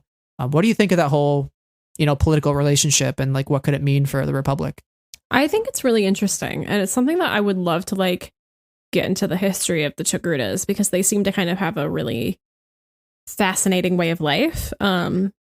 Supreme huntress of the United Tribes, the essentially the queen, right? There's a lot of interesting, I think, interpolitical things happening there, interpersonal things happening. For me, I'm kind of glad they've come back together and made that choice of their own accord. It's a shame that kind of the link between the Togruta people and the Jedi was lost in Jorah Mali, because again, she's incredible. Yeah. And I'm happy that they're not being sentimental over their characters, but I'm also really mad that they're killing them all off, all the cool ones. I mean, they're all cool, but whenever you have to lose a really cool one, like Loden Greatstorm or Jorah Mali, R.I.P. to them both. It's pretty tough. Yeah. But I look forward to a continued interesting relationship between them, if that makes sense. Yeah. Yeah, because Regasa tells her we are stronger together, not isolated. So it'll be interesting to see where that leads and what that means, because they clearly have access to some pretty important knowledge and information. They give them the Nihil's location. Yeah, in Grizzle. I was oh, that's kind of important to know. Thank you for that information. You guys found that within 10 minutes. You're Thanks. How do I do that? Teach me the ways. So I think they'll be a huge ally, and Lena So better not F it up. For real. If she does, I'll be grumpy. Yeah, and they better not get all, colonialism on them and try to impose Republic culture on Togruta, because I think that's another interesting element of this relationship is the colonialism aspect to the Republic and how they're like trying to really spread their message and spread their way of life. Like the Unity song, right? It's like, we are together. Like it's kind of like I hate to say it, but like the Pledge of Allegiance, like it's the Pledge of Allegiance. It is propaganda. It is all of these things. It is intended to do that for 100%. Yeah, so it is interesting how they'll explore that even more, because it seems like some in the Shilly government still disagree with the Queen wanting to side with the Republic. So I wonder if those politics will also start to weasel their way in, and like it's just going to create a whole mess around everybody. And I'm not prepared. The Republic is going to implode. Yeah. Just say that. So yeah. Not great for the Republic. Not great. Generally. Not great. Yeah. So we've discussed Lena So and her relationship with the Republic and with other senators and people in her government, as well as, the galaxy at large. And I think it's time we turn it over to the man of the hour, the man of the episode, the man of my entire life, Elzar Mann. Yes. And the other characters we're also going to talk about, who I'm also excited about. It's my favorite time. Elzar Mann hour. Sarah, I'm opening the floor to you. You're kicking it off. Elzar Mann. So we've already talked about the prologue, right? I would like to start then with this quote from chapter 14. And I think that can give us some base to talk about his relationships and just kind of who he is. And this quote says, Elzar Mann had been friends with Stellan Gios his entire life. Stellan, Avar, and Elzar, 3 Padawans, 3 masters, and yet 3 kindred spirits, always seeking one another out the moment they return from missions, so different it gets so alike. One bound by tradition, one bound by duty, and the other, well, Elzar knew his faults. He was always driven to push the boundaries and try new things that usually ended up with all 3 of them getting in trouble together, always together. So I think that really establishes the rapport that we get throughout this book between Elzar and Stellan, who just seem to know each other so well and just be so in tuned to one another's energy. And I love that. And I guess my first question for you about Elzar is, or how did you feel about his relationship with Stellan in this book? Did it feel natural to you? Did it feel like something you could easily fall into step with? Yes, their relationship felt so authentic. It felt like your typical bromance, for lack of a better word. They just felt like they have such a storied history. They kind of poke fun at each other. Their banter is really great throughout. Towards the end of the book, after Elzar goes through some shit, he confides in Stellan, and Stellan's like, hey, like, we're gonna go to Jeddah together, and we're gonna have some fun, and we're gonna go on like a sabbatical trip and go down go meditate a bunch. Yeah, basically. And how they want to visit the Kyber mirrors beneath the Dome of Deliverance. and he mentions like, oh, the priests of Firma only opened the mirrors on Reflection Day, but Stellan pulled a few strings to make it work. And I was just like, oh my God, my heart, BFF's going on vacation.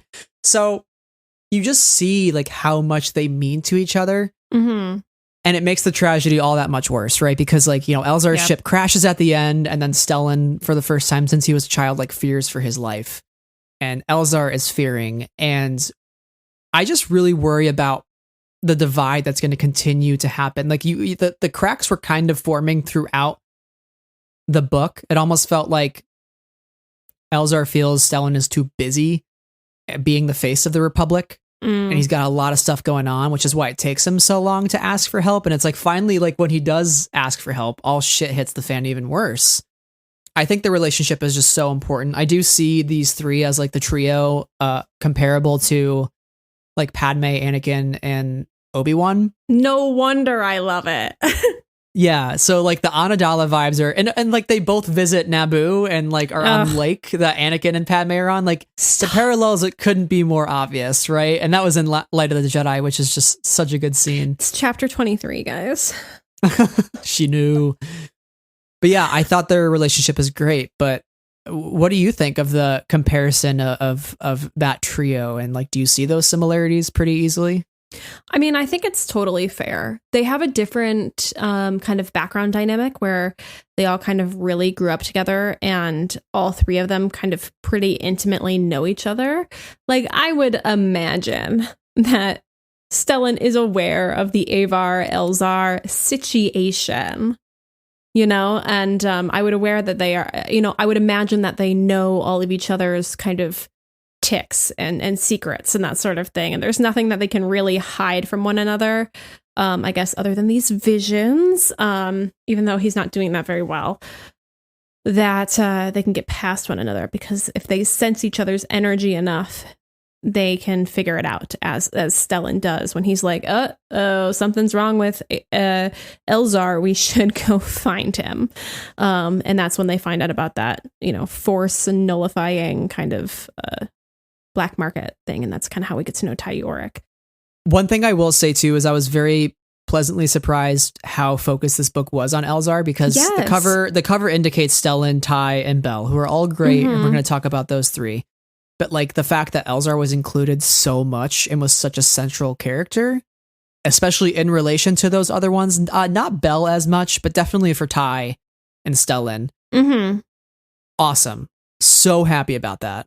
And I'm surprised he kind of wasn't included on that cover, because he's as much a central figure as the other three characters are. And perhaps more so, even because we get this point when everything has gone to crap, when he kind of unleashes the dark side, and that becomes the more or less the turning point for that battle on the Republic Fair on Lanisa City. So there seems to be a lot of focus or continued focus on him, which was a surprise considering he's not on the cover. And Stellan instead kind of is the one of the trio who is.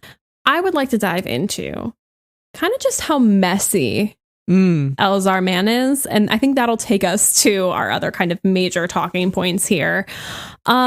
Let's talk about Elzar and Samara. So, sheesh. So in Light of the Jedi, one of my favorite things is like on page 17, and we got a hint that there were some Jedi romance novels that the person who ended up dying, RIP to that lady, totally wiped out by the great disaster, very sad, reading. She was enjoying some great Jedi romances, and it was, I think the quote was something along the lines of like, the lightsaber duels inferred what they really wanted to do. Yes. Yeah. Oh my gosh, I remember that. And I thought that was it. I really thought that was it. I thought we were going to get that mention, and then some like Elzar, Avar pining throughout the rest of the series. They're going to like profess their love to each other, and then like one of them is going to die. Very tragic. I did not expect this. First of all, this is very difficult for me as a cranberry, as an Avzar stan, as a shipper, to recognize that Elzar is just a messy bitch. And it's got the hots. It's got the hots for Samara, who I guess is also very hot. Good for her. Is she Avar Kriss? No. And not only does he like there's an ease to their relationship, not only does he feel like he could stay here and just like vibe with this for a while. It's pretty good. He has like a relationship. She brings him a drink on the balcony, and then they kiss as the fireworks start. What kind of romance novel shit is this? I say that with respect, because I love a romance novel. Okay, guys, this is not a dig. But like, what is this? And then multiple acts. He is so messy that he was willing to take off all of his Jedi layers, strewn across the room, of which everywhere. There are many. And so like, I am just shocked at this man. I mean, I'm not. This is a man. This is a man we're talking about. I should not be shocked, but here I am shocked. And I just need to know like what your reaction was upon reading all of this, upon seeing this kind of romance form, and then how essentially It's that meme, like you have sex, you get pregnant, you die.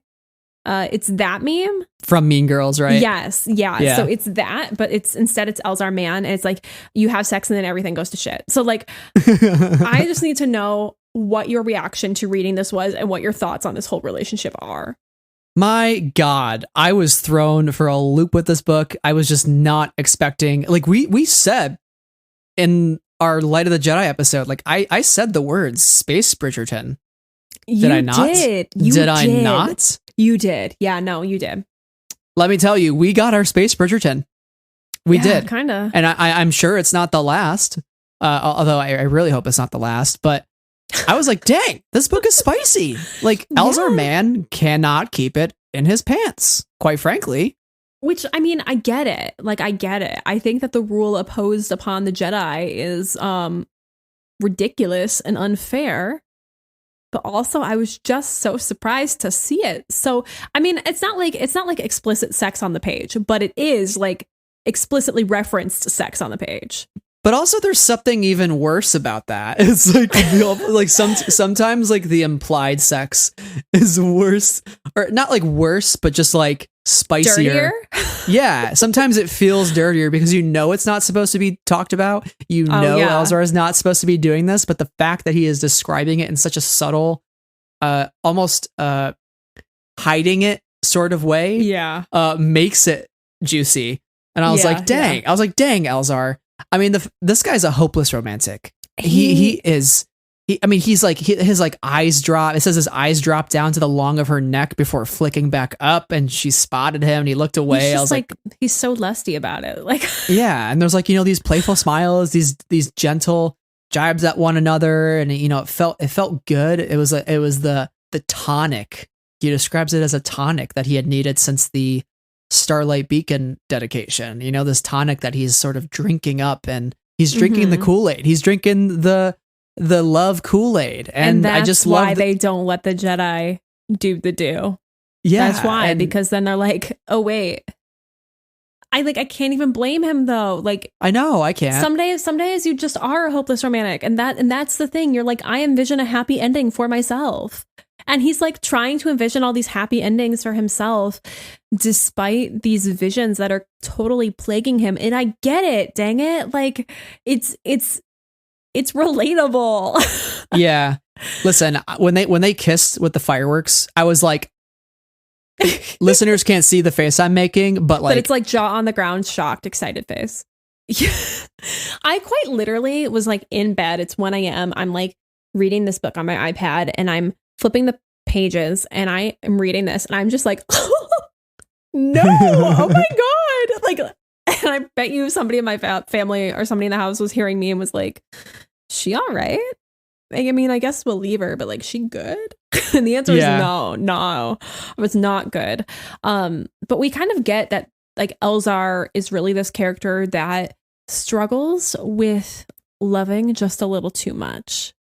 If that makes sense. And it's there's a couple quotes that kind of display that. And it's like, Elzar had always been a man of deep feelings. Elzar, more so than any other Jedi, was affected by his surroundings.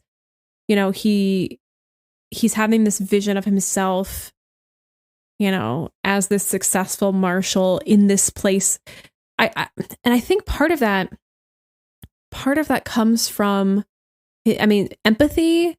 It also comes from like lustfulness, but I also think it comes a little bit from the idea that there's not a ton of like stability and constancy in like the Jedi's life. You're in the temple for like 10 years or whatever. Then you get a master, and then you're kind of like off and doing things, and you're kind of isolated from your peers, your age peers, and you're kind of really building this relationship with one person. But I would imagine you're kind of jumping from place to place. And like, I think people who perhaps move around a lot, I would like to see myself in a place. And I think that's part of Elzar's deal. Is like, I think he just desires to see himself in a place and settled, as opposed to all of the uncertainty in his life that comes with being a Jedi and becomes with hiding his feelings from Avar, or concealing them rather, and having to play this particular Jedi role. And I think he just like has a lot of empathy for other people. And I don't know. He feels a lot of feelings, which I relate to. Like, I just sometimes want to cry. And then throw all these visions into the mix, and it's just a whole lot of dishevelment. Yeah. And he really wants to fix everything, all of these visions that he's experiencing, and he can't. And I think he really beats himself up because of that. Yeah, before we start to talk about some of the depth of his emotions in the pit, I do want to make a couple of other points about horny Elzar, because again, we may never get horny Elzar ever again. I hope we do. I hope we do. You know, that's a side note, I guess. Yeah, so we're gonna really milk this while we can. Okay. You know, we're really trying. So I just have to say, him waking up naked was just hilarious. The fact that he was just like, I have no clothes on. Yeah. Valo is being attacked. I have no clothes on right now. It says this was his fault. All of it. Not the fact that he had been caught with his pants down. Quite literally as it happened. Oh boy. I was like, wow. I was like, this dude is so hungover, because it's like nothing made sense when he woke up. Like, he is just like falling over. There's floral incense permeating the room. Like the musk of his own sweat. Whoa. Dude. Yeah. Dude. Cue the music. He had no real memory of getting back to her apartment, crashing through the door, their hands exploring, caressing, pulling at the many layers the Order insisted its Jedi wear. For very good reason, it seemed.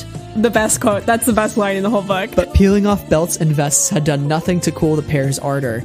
If anything, it had increased the anticipation, the thrill, and Samara's dress hadn't taken half as long to slip to the floor. Damn. I like that moment there is like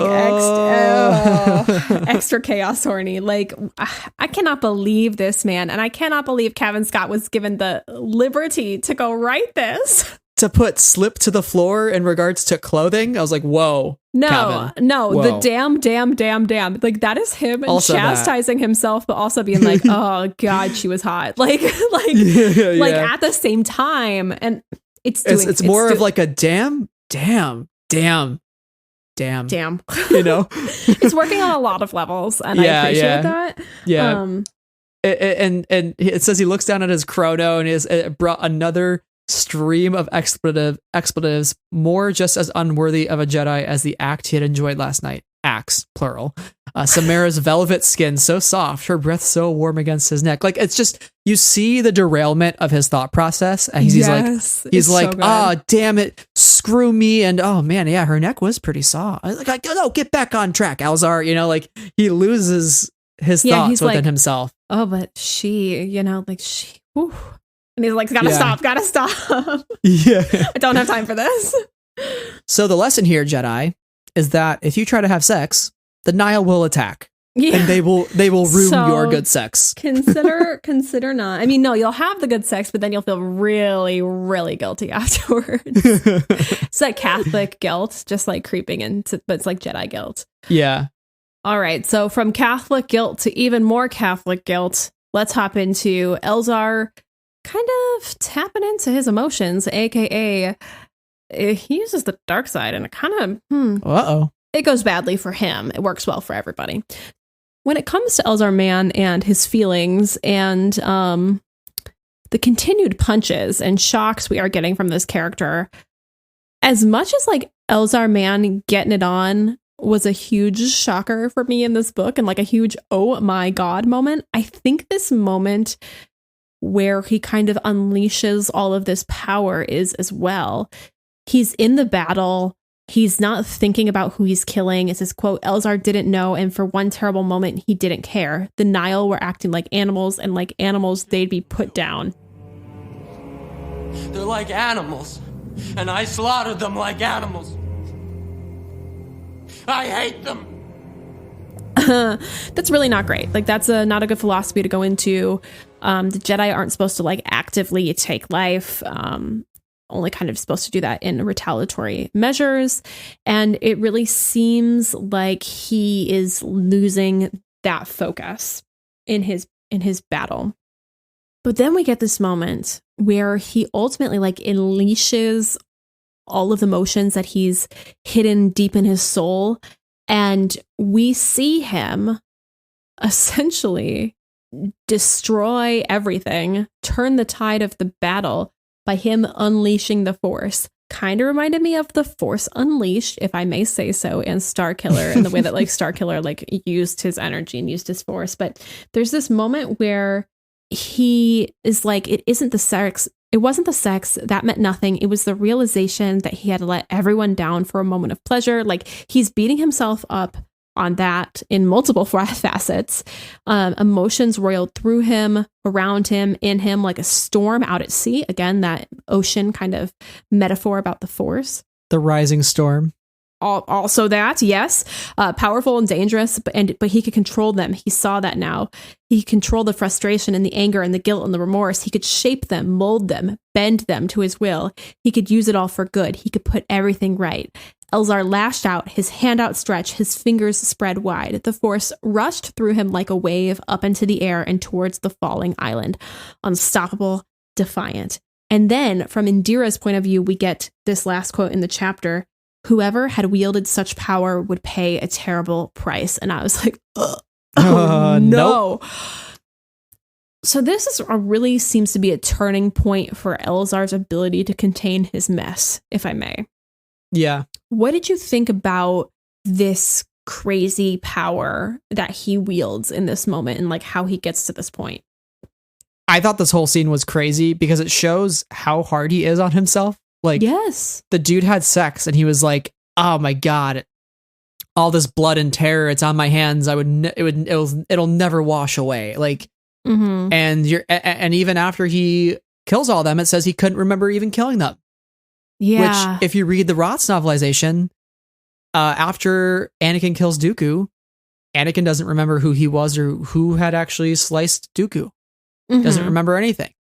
So it's interesting how when the dark side is presented in like text, it's always this sort of like fugue state, like this sort of blackout that happens with yourself and your ability to reason and judge the situation.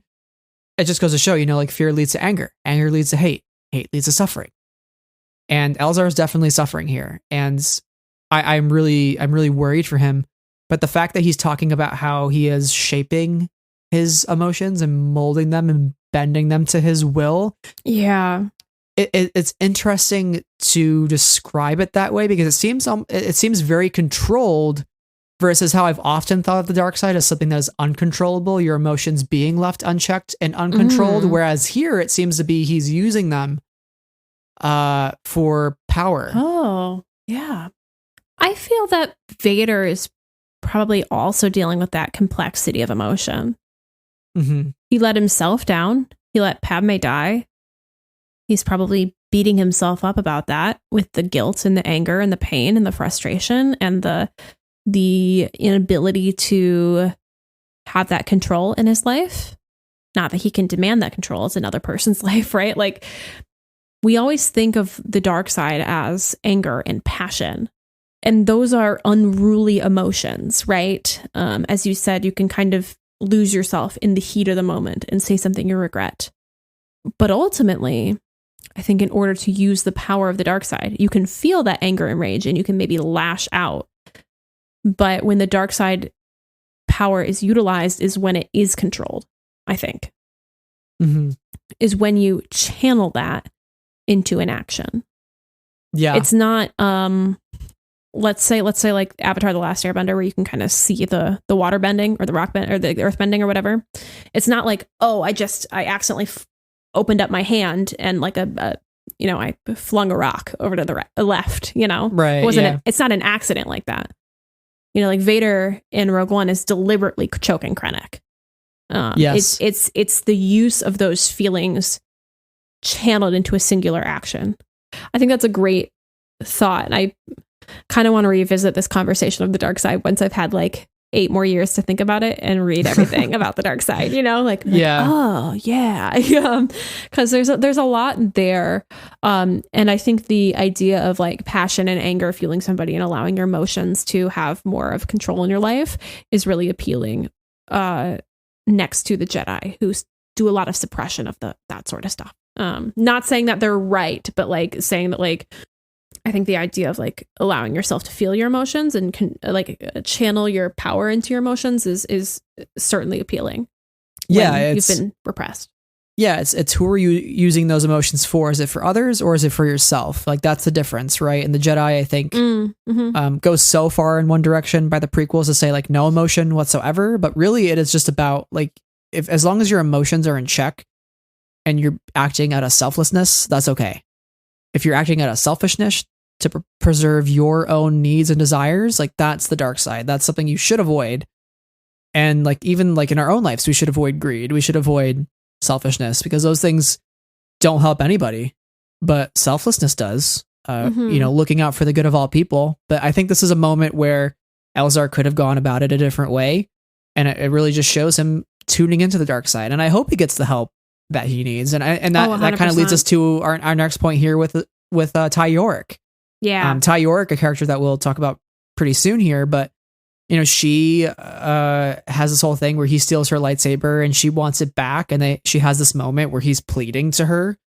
She says that he needed her in a way that bordered on overwhelming, and it kind of reminded me of like Rey and Ben Solo, like on Snoke's Bourgeois, reaching out, and Ben saying like, take my hands.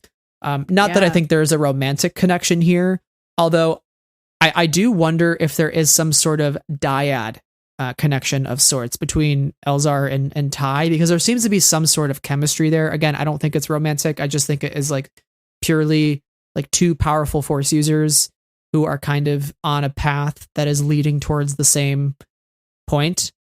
And we really recognize this moment when they call on the Sandvals and they hold hands and they joined as one, and they each see glimpses of each other's past and this sort of overwhelming emotion. And like wow, we are really feeling spiritual in this Chili's tonight. Like it is it is intense, right? It says the experience he had just shared was deeper than any physical contact, more intimate. And she hadn't felt anything like that since Lorith, which we don't know much about her past and like what it all means. I mean, I think she thinks about the connection later on and how it stirred up old memories of somebody named Clias and something called the Yellow Shrine. So there are all these things kind of coming back to her with her connection. And then, she's recognizing Elzar as like, oh, you dirty dog. What were you doing with Avar under those sheets? And he's like, do you like? And she's like, no, keep your shirt on, man. You're not my type. I love that. I think that's so funny because it also tells us more about Elzar and Avar's relationship. And I think that was a great way to put these two kind of stories together of the past and the present, and also for them to get to know each other really fast. Like, I ultimately think this was a really smart device that was used, and also I provides a lot of very interesting implications in the Force for sure. A couple final thoughts on Elzar Mann. I just want to turn to the quote. Elzar Mann was riding a dragon into the middle of a dogfight because who else would be? Yes. Great stuff. Great stuff.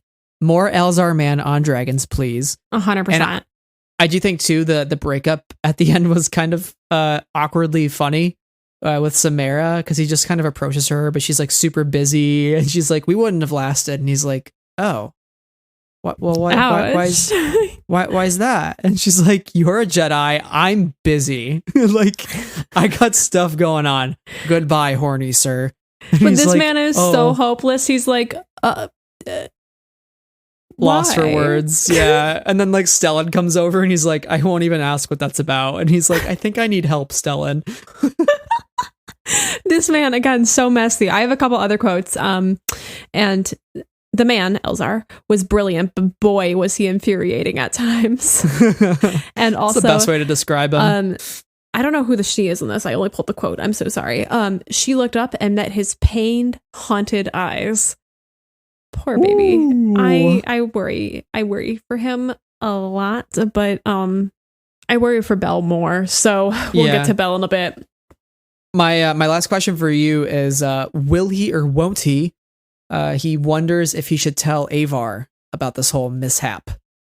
And Stellan kind of says, it's a good thing you're asking for help. It's an important step, but you just got to ask, will telling Avar help?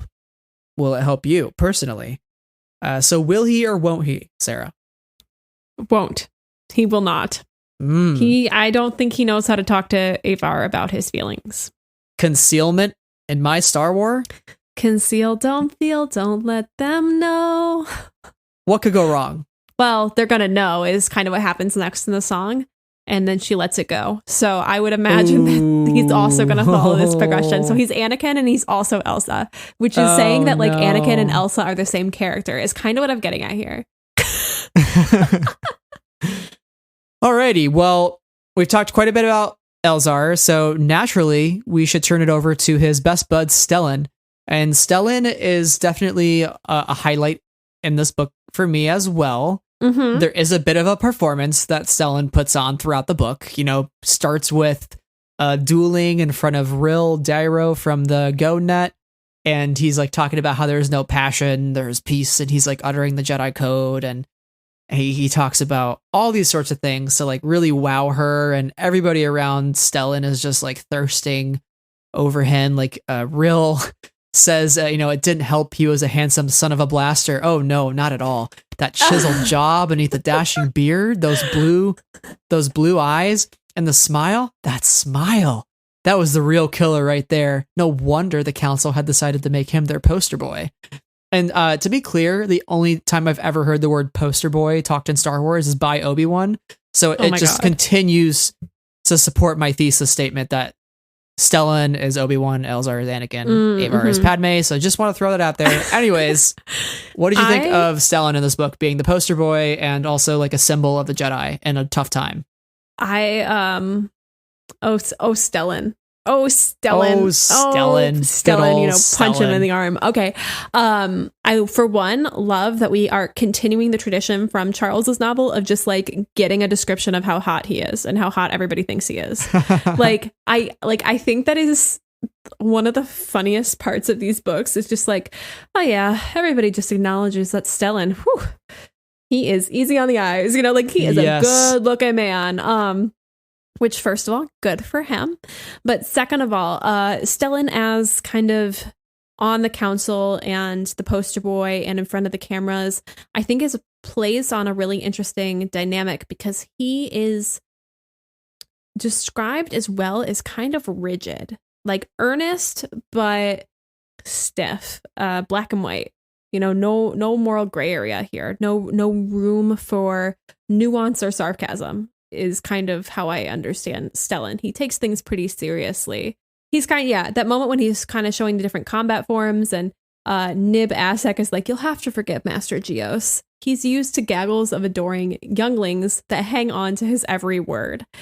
He talks also about how his passions, like his other interests, must never be greater than the mission, which I also think plays to this idea that he really puts duty first and obligation first.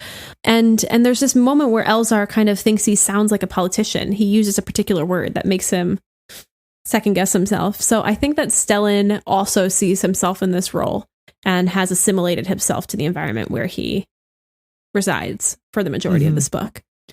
Yeah, the whole passions conversation that he has with Ril in the beginning about how, emotions can cloud judgment and be really bad, especially in stressful situations. But, to suggest a Jedi would never have any desires or interests is kind of foolish. And he would say, actually, it would go as far as being dangerous, leading to complacency. He says, yes, I have a passion for learning and teaching. It's part of who I am, but I'm also prepared to set such things aside at a moment's notice. So it's interesting that, the word complacency is used here because when I think of the prequel trilogy Jedi, they are entirely complacent because they have no desires whatsoever. They have no interests. It's just sit in the high tower, be soldiers, and fight in a war. And there's really not much room for individuality, as we've talked about. The Jedi of the High Republic are so distinct in their personalities. And you've said it a lot before, is like the prequel trilogy Jedi are just sort of like a sameness, sort of just very bland. They're all one and the same. And Stellan stands out as somebody who will also kind of, even though he is a bit stiff and he is the face of the Jedi and kind of has to be, he also bends the rules a little bit. The dude whips out his master's lightsaber in mid battle, and he's dual wielding, baby. He's double akimbo style. Heyo. Like, you know, he takes out Rana Khan's lightsaber that he's been hiding inside of his robes this whole time. And the fact that she still means so much to him, and how he can't necessarily put that aside quite yet.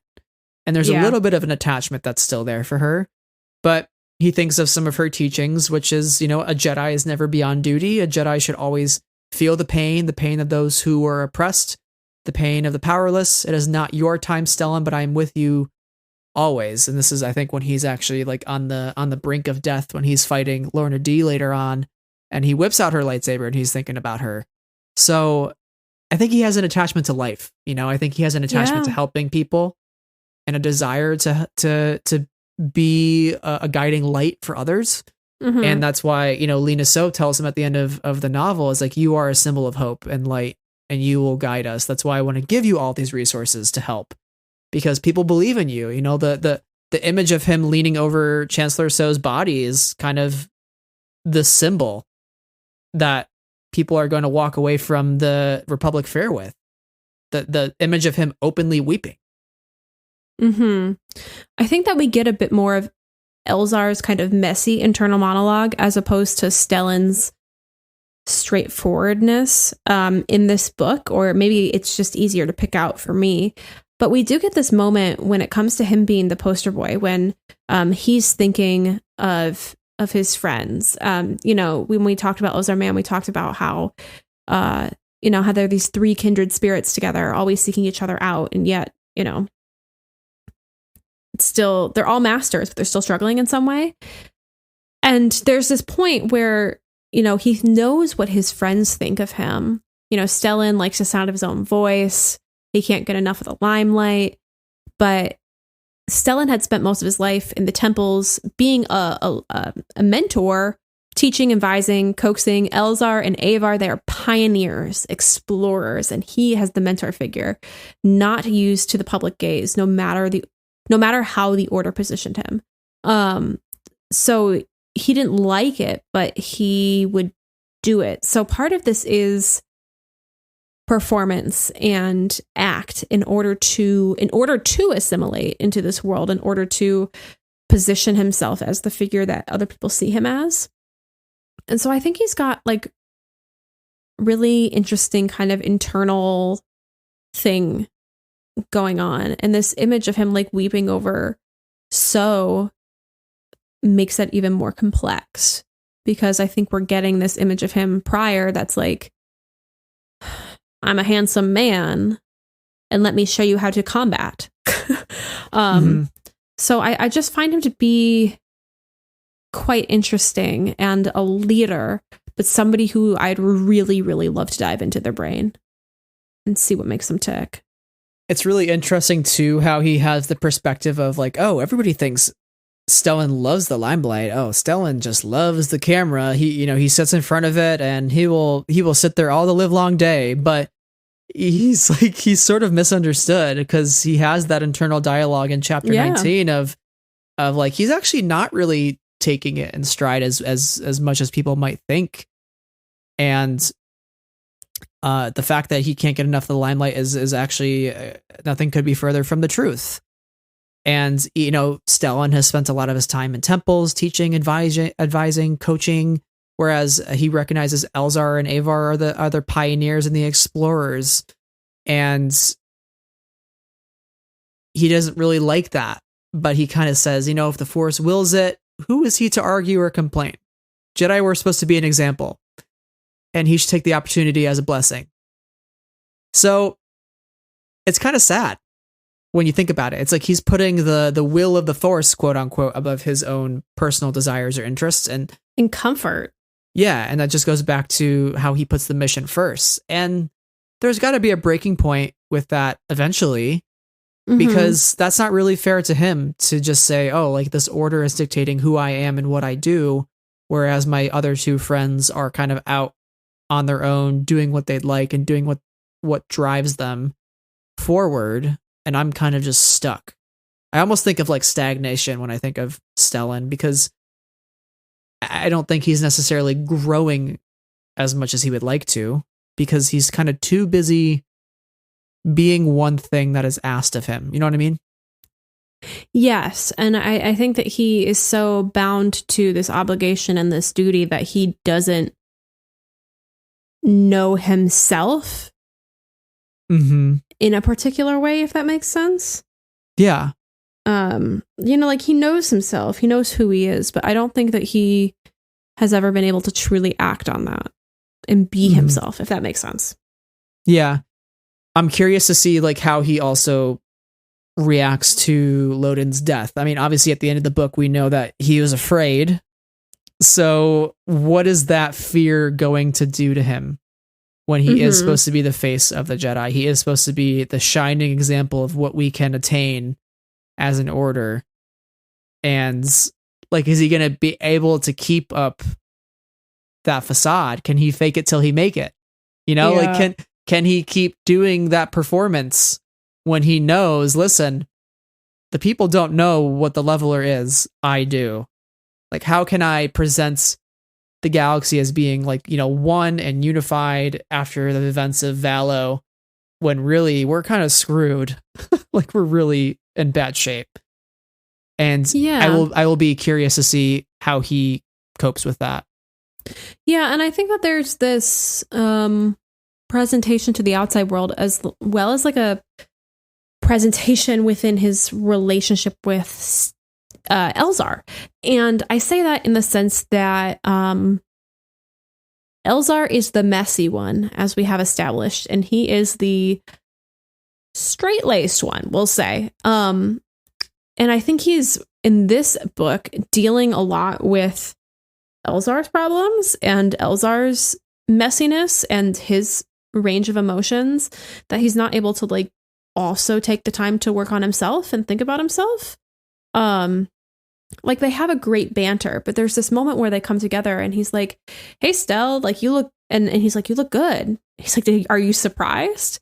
And Stellan's like, yeah, I was worried about you. So I think he spends a lot of time like worrying outwardly, which I think affects him, I would imagine. Yeah. Well, we've talked quite a bit about Stellan, so I think we should move on to Bel Zettifar, who is another character who is probably not okay by the end of this book. Definitely probably not okay. He's 100,000%.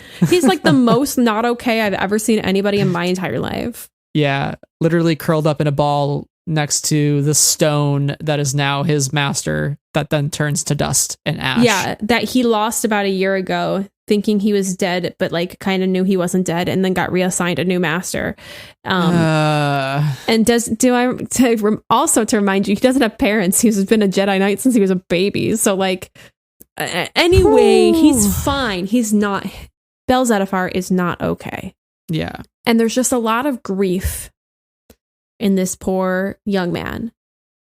I really loved Bel in Light of the Jedi. I just thought he so hopeful and so interesting and had such a great relationship with Lodin, and that they were apart, that would cause challenges for him. But I don't think that I truly could understand the weight of that challenge.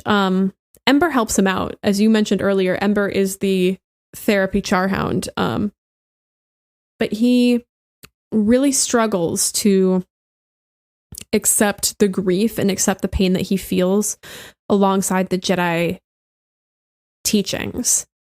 If I may start with this quote from Indira Stokes, she says, Lodin would also remind you how a Jedi faces the death of those they love.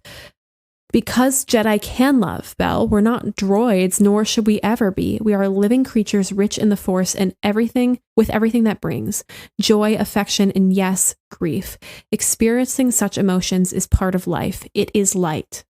And I think this reveals a lot about how he's unable to process his own grief, but also another way of the nature of attachment of the Jedi. We talk a little bit about this in our Race to Crashpoint Tower review. But I love seeing different perspectives of attachment and grief in the Jedi, because it's something that in the prequel trilogy is just like, feelings bad, get them out of here. what's the Yoda quote? Let go those you Of what you fear to lose. Yeah. Yes. And this is framed a bit differently, and I think these are much more helpful ways of understanding that. And so I'd love to just know your thoughts about Bel's grief in the beginning of this book and how he's dealing with so much change in his life. Yeah, well, for starters, I love that Wave 2 is leaning into conversations around attachment and passion and love, or really understanding, given the amount of life that has been lost within the last year, how do we deal with that? And also, how do we control our fear that maybe the next life lost is somebody we know, somebody close to us? And unfortunately for Bel, he was swept up in that with Loden. And I think for starters, we get somebody who is very numb. And like I said earlier in the show, has kind of cut themselves off from the Force. And he especially does that after his near-death experience when he's sort of seen what's on the other side. Yeah. I think that was one of the best chapters in the book, is when he is sort of in the gurney being transported on the Innovator before they dump him in the Bacta tank. And he's sort of just kind of having these almost visions, and he's almost transforming into the cosmic force. Like he is about to go. He's about to become a luminous being. And Ember is the one that is barking at him to kind of be his anchor, he calls it, his anchor to life, and to keep him present. And he needed that more than ever. He needed an anchor because for so long, Loden had been his anchor. And he's just a ship sailing in the sea or with no dock in sight, just a storm ravaging the ship every single day. And I think this chapter was just unreal. It was emotional. I was a bit emotional reading it, and how he's hearing the voice say, transform you, the Force will, from this crude matter to the light. Become luminous, you will become energy, the energy of all living things, from the Cinderhawks in the air. Yes, to the charhounds howling in the night. From the Force you come, to the Force you'll return. I thought that was interesting, but he just doesn't want to go yet. He feels he has so much more to give. And something I thought was really interesting as well, I think this is him hearing Loden's voice, or I don't remember exactly, but it says, whenever you feel alone, whenever darkness closes in, look up and know that the Force is with you. Know that we are with you.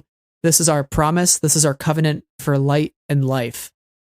And despite me not liking the film very much, I have to think of Rey and The Rise of Skywalker, because I think exactly of her sitting on the ground, darkness closing in, and she looks up and she knows that the Force is with her, and she hears the voice of all the Jedi that have come before. It's like their covenant, that they look out for one another, and that they're there for light and life, and that they're there to help. And they don't necessarily need to intervene to help Rey, but they are just the voices there to say, like, you got this, right? And so this is kind of Bel getting that voice in his head to say, hey, we're with you. Even if something happens, you'll return to the Force. You're part of the Force forever. And that's just enough to get him through, with Ember being an anchor. Yeah, I think you bring up a lot of important pieces of his journey right here towards the beginning of this book. He's so close to the edge. And he's the one that makes the decision to not go. And it's thanks to Ember, who he also has this, like, it's Loden's teaching that makes him believe that Ember will keep him safe and anchor him. And like, there's a whole connection here that's happening, that's pushing him to live more life. And I think it's really powerful that he makes that decision to keep going despite being quite literally impaled. It's so tough to quantify the amount of pain emotionally and physically that Bel's going through. I think it's one thing to think about Elzar, for instance, who is kind of tortured in his visions. But honestly, Elzar has probably always been a messy bitch, and like the visions are just one more thing to add to the pile. But that's not Bel. Getting to know Bel, he's sweet, he's kind, he's earnest, right? Like that's the Bel we got to know. He's fun to watch grow. And in this book, he just is dealing with such struggle, you know, with having a new master, with the grief of losing him, and the feeling that it's not done yet, with this near-death experience where he thinks he's going to die, like in space early on in this book, and you're like, oh God. And there's this moment when this whole ordeal is over and he's putting into the Bacta and he's kind of getting this treatment, where he says he'd seen the flames, he'd seen the force, and it had left him colder than ever before. It's very ominous. It's sad. And it's really painful to see him go through this transformation of like hope to hopelessness, of life to grief, and having to continue to live through it all. And I'd love to know your thoughts on that quote and his struggles. Ooh, well, you know what? God, bad thoughts here, because what I'm thinking now is we know the Leveler is kind of described as this thing that cleanses Force users. That's kind of what happens to Udi. And Marcion tests it out on him to see, like, will this work against the Jedi? And it will. Rip. I think of Loden getting killed by the Leveler as sort of the somebody dying in a plane crash and not being able to have their remains at the funeral. You don't necessarily get the closure you want. 100%. Yeah. So with the Leveler, if somebody that dies by the Leveler's hand, do they actually transform into the cosmic force, or does it cleanse that Jedi so much that they do not transform beyond, that they are no longer a luminous being? And I have a bad feeling that, you know, now that Bell knows what is beyond, and the fact that he's going to have to deal with the fact that maybe Loden didn't get to that point, and he will never have that connection through the Force to Loden. Like, Loden will never... That's a terrifying thought. ...be there as a Force ghost. He'll never be there. He's gone forever. It's not just he's dead. He's gone forever. He has not returned to the Force because the Leveler has cleansed him. So when I see this, when I see something like the line you mentioned about Bell feeling colder than ever before, and then him literally curled up in a ball at the end, these two things in combination means he is not good. No. He is very bad shape. I really worry for him, because you're right. He's so sweet. He cares about life. The fact that he's using the Force to keep Ember from bobbing around in his cockpit when they're flying, and he's calling her good girl, and, you know, he's helping rescue these people off the Innovator, and he has this like really triumphant moments where you know, the person's asking like, hey, use your hoobie doobie, and he's like, my hoobie doobie? What are you talking about? It's not magic, you know, but he helps them out with the help of Ember, and he chooses to save people despite the risk. He's just a good soul. Yeah. And so much bad happens to him, and so much bad is still going to happen to him. And I really worry about it. I just want... Bell is somebody that I've become attached to very, very rapidly. And especially in this book, he's a comfort character for sure. Oh, 110%. And I also was immediately so taken with him in Light of the Jedi. And to like see him going through so much in this book, it's hard to like actively think about because it just hurts. I think I'm going to continue to relate him to Elzar Mann. I'm so sorry. But like, I think with Elzar Mann, you can laugh at him a little bit because you're like, this man is ridiculous. You can't do the same here. Not a single thing that's happened to him is something he deserves or something like he should ever have to deal with. And I think it has to do with his youth as well. You're just like so pained that someone this young is having to deal with this, what feels like an insurmountable mountain of pain and suffering. And like, I just don't know how he goes on, especially if what you're saying, if Loden is cleansed in the Force. It's so heartbreaking as well because Loden is such a, dare I say, such an icon. He seems to be a man of such great stature and respectability, and like everybody admires him. I don't know. Bell's story has me so stumped because the end of this book is just so shocking and so unexpected and not what I envisioned for Loden, that like I just don't know where he goes from here. Yeah. At all. Do you think Bell could turn to the dark side? Do you think there are tendencies there? Because they definitely No. present themselves earlier in the book. You know, he has that sort of thrill Yeah, of shooting that's down true. the Nihil, and Indira, his new master, is like, hey, chill out a little bit. You know, every death is a failure, not a victory.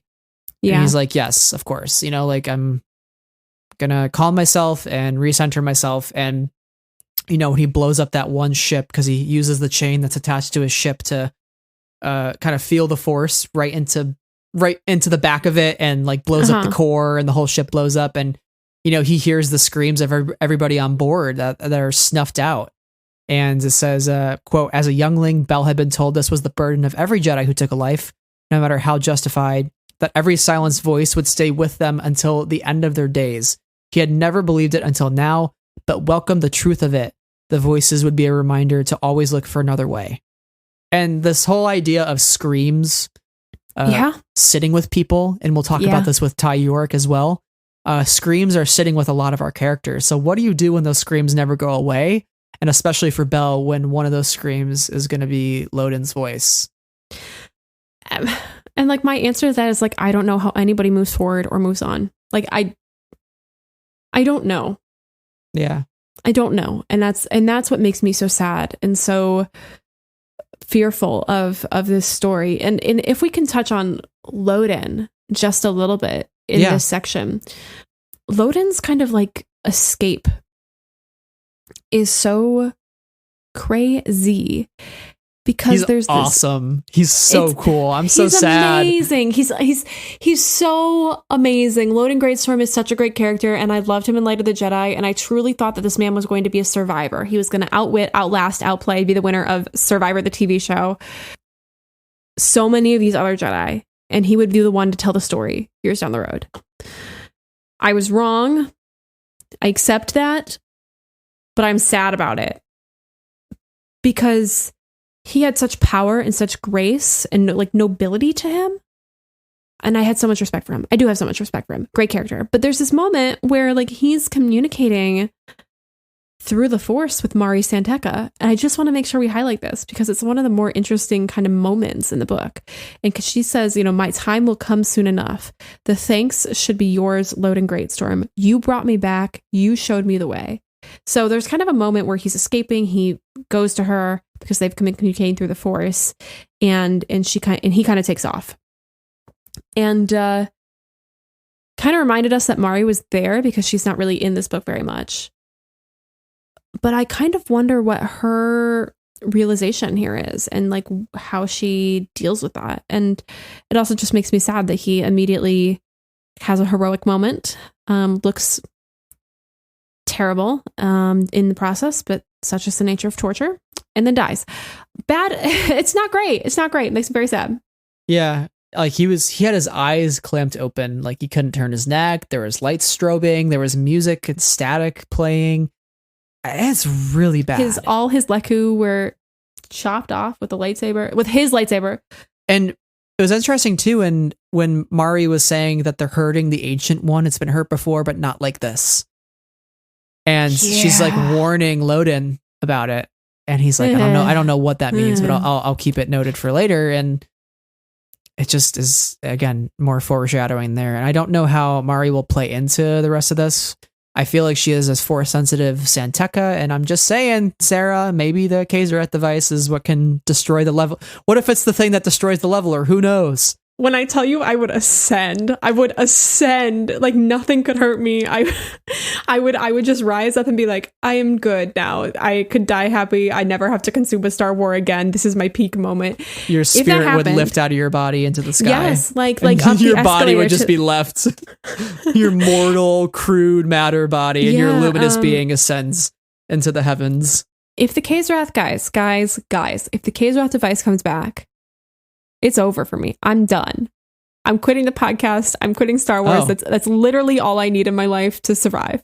Wait, you're contractually bound to this podcast? I signed nothing. Oh, you think you didn't sign anything? I never used DocuSign. You know that email I sent you where it said click here? Yeah. No. I never clicked on anything. You mean the budget spreadsheet you sent me? How dare. How dare. Listen, Mari Santeca is the key to all of this, is all I'm saying. For real though, like no joke. Like she better come back in book 3 because I'm very curious. Yeah, I think she'll contain the knowledge of how to defeat this thing. Yeah. The Santeca clan in general, I think, is going to be a major player. Oh, because they've been around for so many years. Like, of course, they've probably seen some shit. They've mapped literally all of hyperspace. Also, Laura Santeca was like ridiculously underutilized, and I say that in the most respectful way, but like ridiculously underutilized and a wildly interesting character. So they better do justice to the Santecas in the High Republic, is all I'm saying, because of course, guys, Laura Santeca is the one who found the Kaiser device. Okay, it's all Force Lurker for me. It's all coming together. It's gonna happen. It's gonna happen. Yeah. Well, that leads us to our last character here, which is Ty Yorick, and she is a saber for hire. She's a monster hunter. I love that her story begins with, you know, the words of "Will you help us?" It's kind of something that's always started every one of her journeys, right? Like the pleading eyes. Blood is eventually spilled, and it says, quote, "In all honesty, she didn't mind the screams. They had been her companion for the best part of a decade, the one constant in her ever-changing life." So whereas Elzar and Bell view the screams as something that they want to get rid of, for Ty, it's a constant. It's the thing that anchors her to what she does on a daily basis, which is interesting.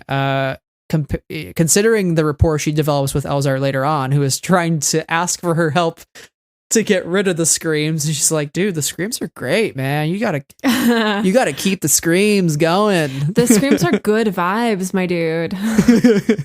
Yeah, it also reminds me though of kind of the inciting incident of the original trilogy, like the "Help me, Obi-Wan Kenobi, you're my only hope."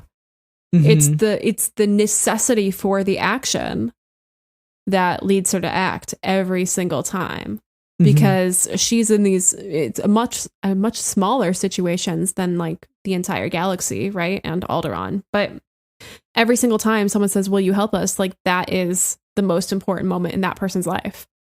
And so she feels the obligation.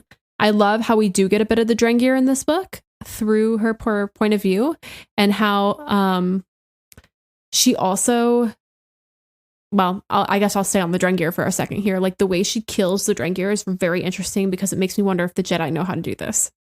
And she hacks the dormant Drengir into strips, hanging them from branches of the nearest tree, and then waiting for them to catch the light, to fry out enough to catch the light, and then burning out all the dried scraps so they cannot regrow.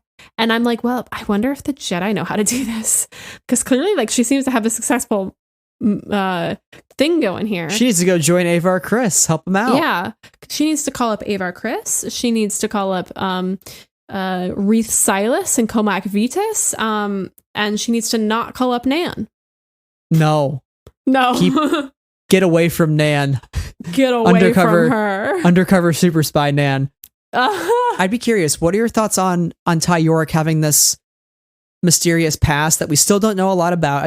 Again, we get glimpses of it through her vision with Elzar. Sort of this past and like a teenage boy with scruffy hair, and some names, a decision made, a life lost.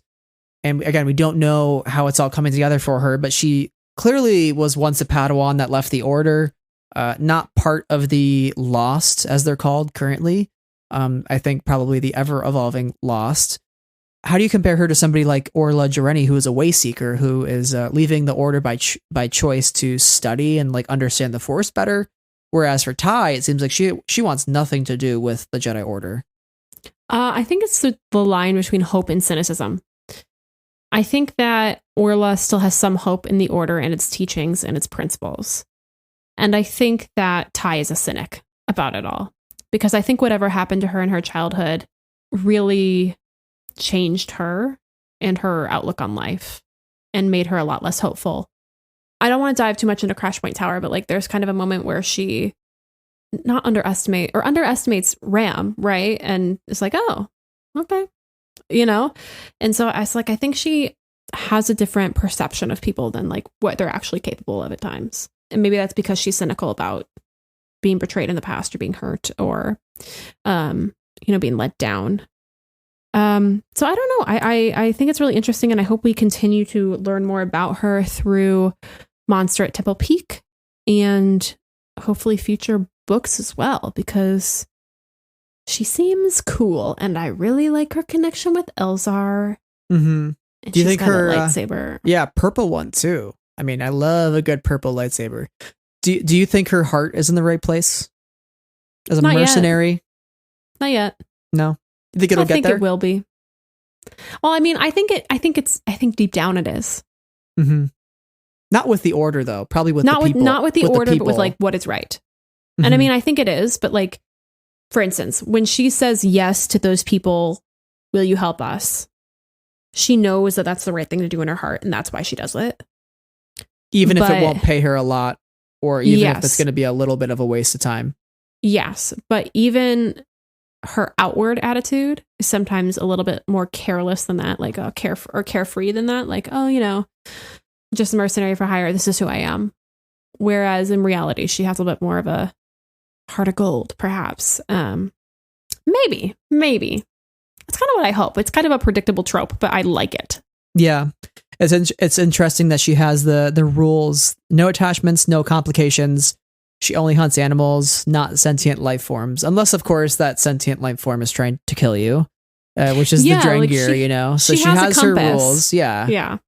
So she kind of just wants to get the job done, but I will be curious if those rules start to be a little more malleable, depending on who she meets. And I think Elzar was a little bit of a crack in her compass and like how she's been doing things for so long. And I just think of anytime there's a Star Wars story and a character that is doing something in a very specific way before we meet them, obviously part of that journey is going to be, how does that way change? You know, we see it with the Mandalorian, we see it with a variety of characters. These characters are not static, unchanging characters. They are going to be more dynamic than that. And I will be curious to know what that catalyst is for Ty York, because I think, like you said, Monster of Temple Peak, I hope we learn more, and I hope there's more to come with her, because she's going to be probably pretty essential to fighting the Drengir, I would say, in the coming books and material. I hope so. I will also say that there's one really interesting thing about her that I just want to get out into the world. She used to decide work at one point by flipping a coin, a stone, the Verazine stone, etched with like the moon on one side and the sun on the other. She'd be like, I'm just going to flip a coin, see how it goes. Which is like chaotic energy that I appreciate. Yeah.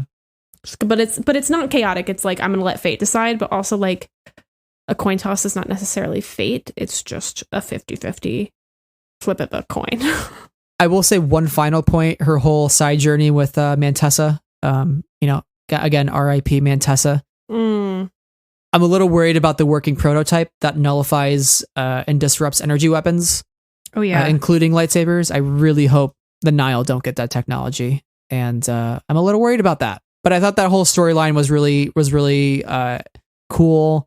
I wasn't expecting that sort of technology, and the fact that, like we said, Tia Toon is involved trying to get his hands on it. Like why is he trying to use that to say like, oh, the Jedi can't protect us because their lightsabers don't work. We need a Republic Defense Force. And like that's his whole prerogative, because that's to me what it seems like.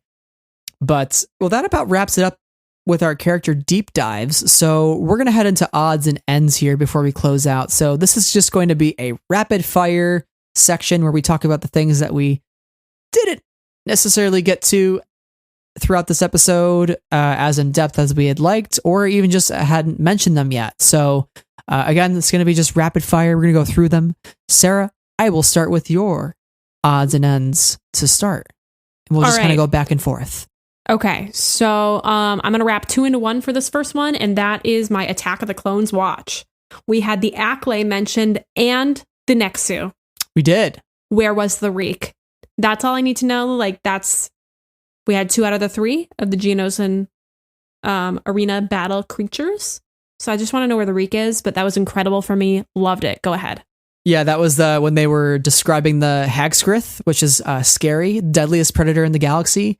And one of my odds and ends for that is Ty York saying, just wait until I meet the genius who decided to exhibit apex predators from a dozen systems. It won't be long before those two start swooping down and picking off survivors. And I had to think of Jurassic Park and Jurassic World, because yes, who are the crazy people who just are like, hey, let's put these apex predators on display. Nice. You can't sing more than 10 seconds though, or else we're gonna get I'm done. We're gonna get a lawsuit. Okay. So on Ashla, Moon of Tython, the ancients called this stretch of land the Isle of Seclusion. That's right in the prologue. And I feel like that's an apt description for where Elzar is at, physically and mentally, right on this beach. So to Garuda, they call the outer rim the Karamendari, which is called the center. I think I'm pronouncing that word right. But I just thought that was interesting how they are a society who live in the outer rim and think of themselves as the center. So when we talk about Copernicus, we've mentioned him a couple times. I was just on this thinking podcast. about him. I was like, wow. They, it's interesting. The geocentric versus the heliocentric models. Yeah, it's all connected. System. Yeah. So I just learned thought that something was in school. that was interesting, and that was a really nice fancy word that I probably did not pronounce correctly. Anyways, go ahead, Sarah. All right, I'm going to wrap two into one because they're just little things. Micro G basket weaving. You know, I love it when we can get a good like underwater basket weaving mention into anything. We would talk about it a lot in my German class in high school. So micro G basket weaving, as well as a Woshar wood desk. So somebody's cutting down trees on Kashyyyk to make desks. I have questions. Not a fan. But also like there was a ship in Light of the Jedi that was, Into the Dark. That was like the cockpit was like made from the inside of a Woshar tree. Interesting stuff. I don't know. I find the continued mentions curious. Yes. Speaking of a Woshar tree, let's talk about Buryaga for a second, because he was definitely not in this book as much as I would like. We need we need more Buryaga. I just want to mention the quote, "Looks like Buryaga is eyeing the horned melons." I don't know why I love this quote so much, but I just love the fact that Buryaga is hungry AF, and he just wants those horned melons. I just thought that was a funny line. It made me giggle. That's all I can say. Happens to the best of us.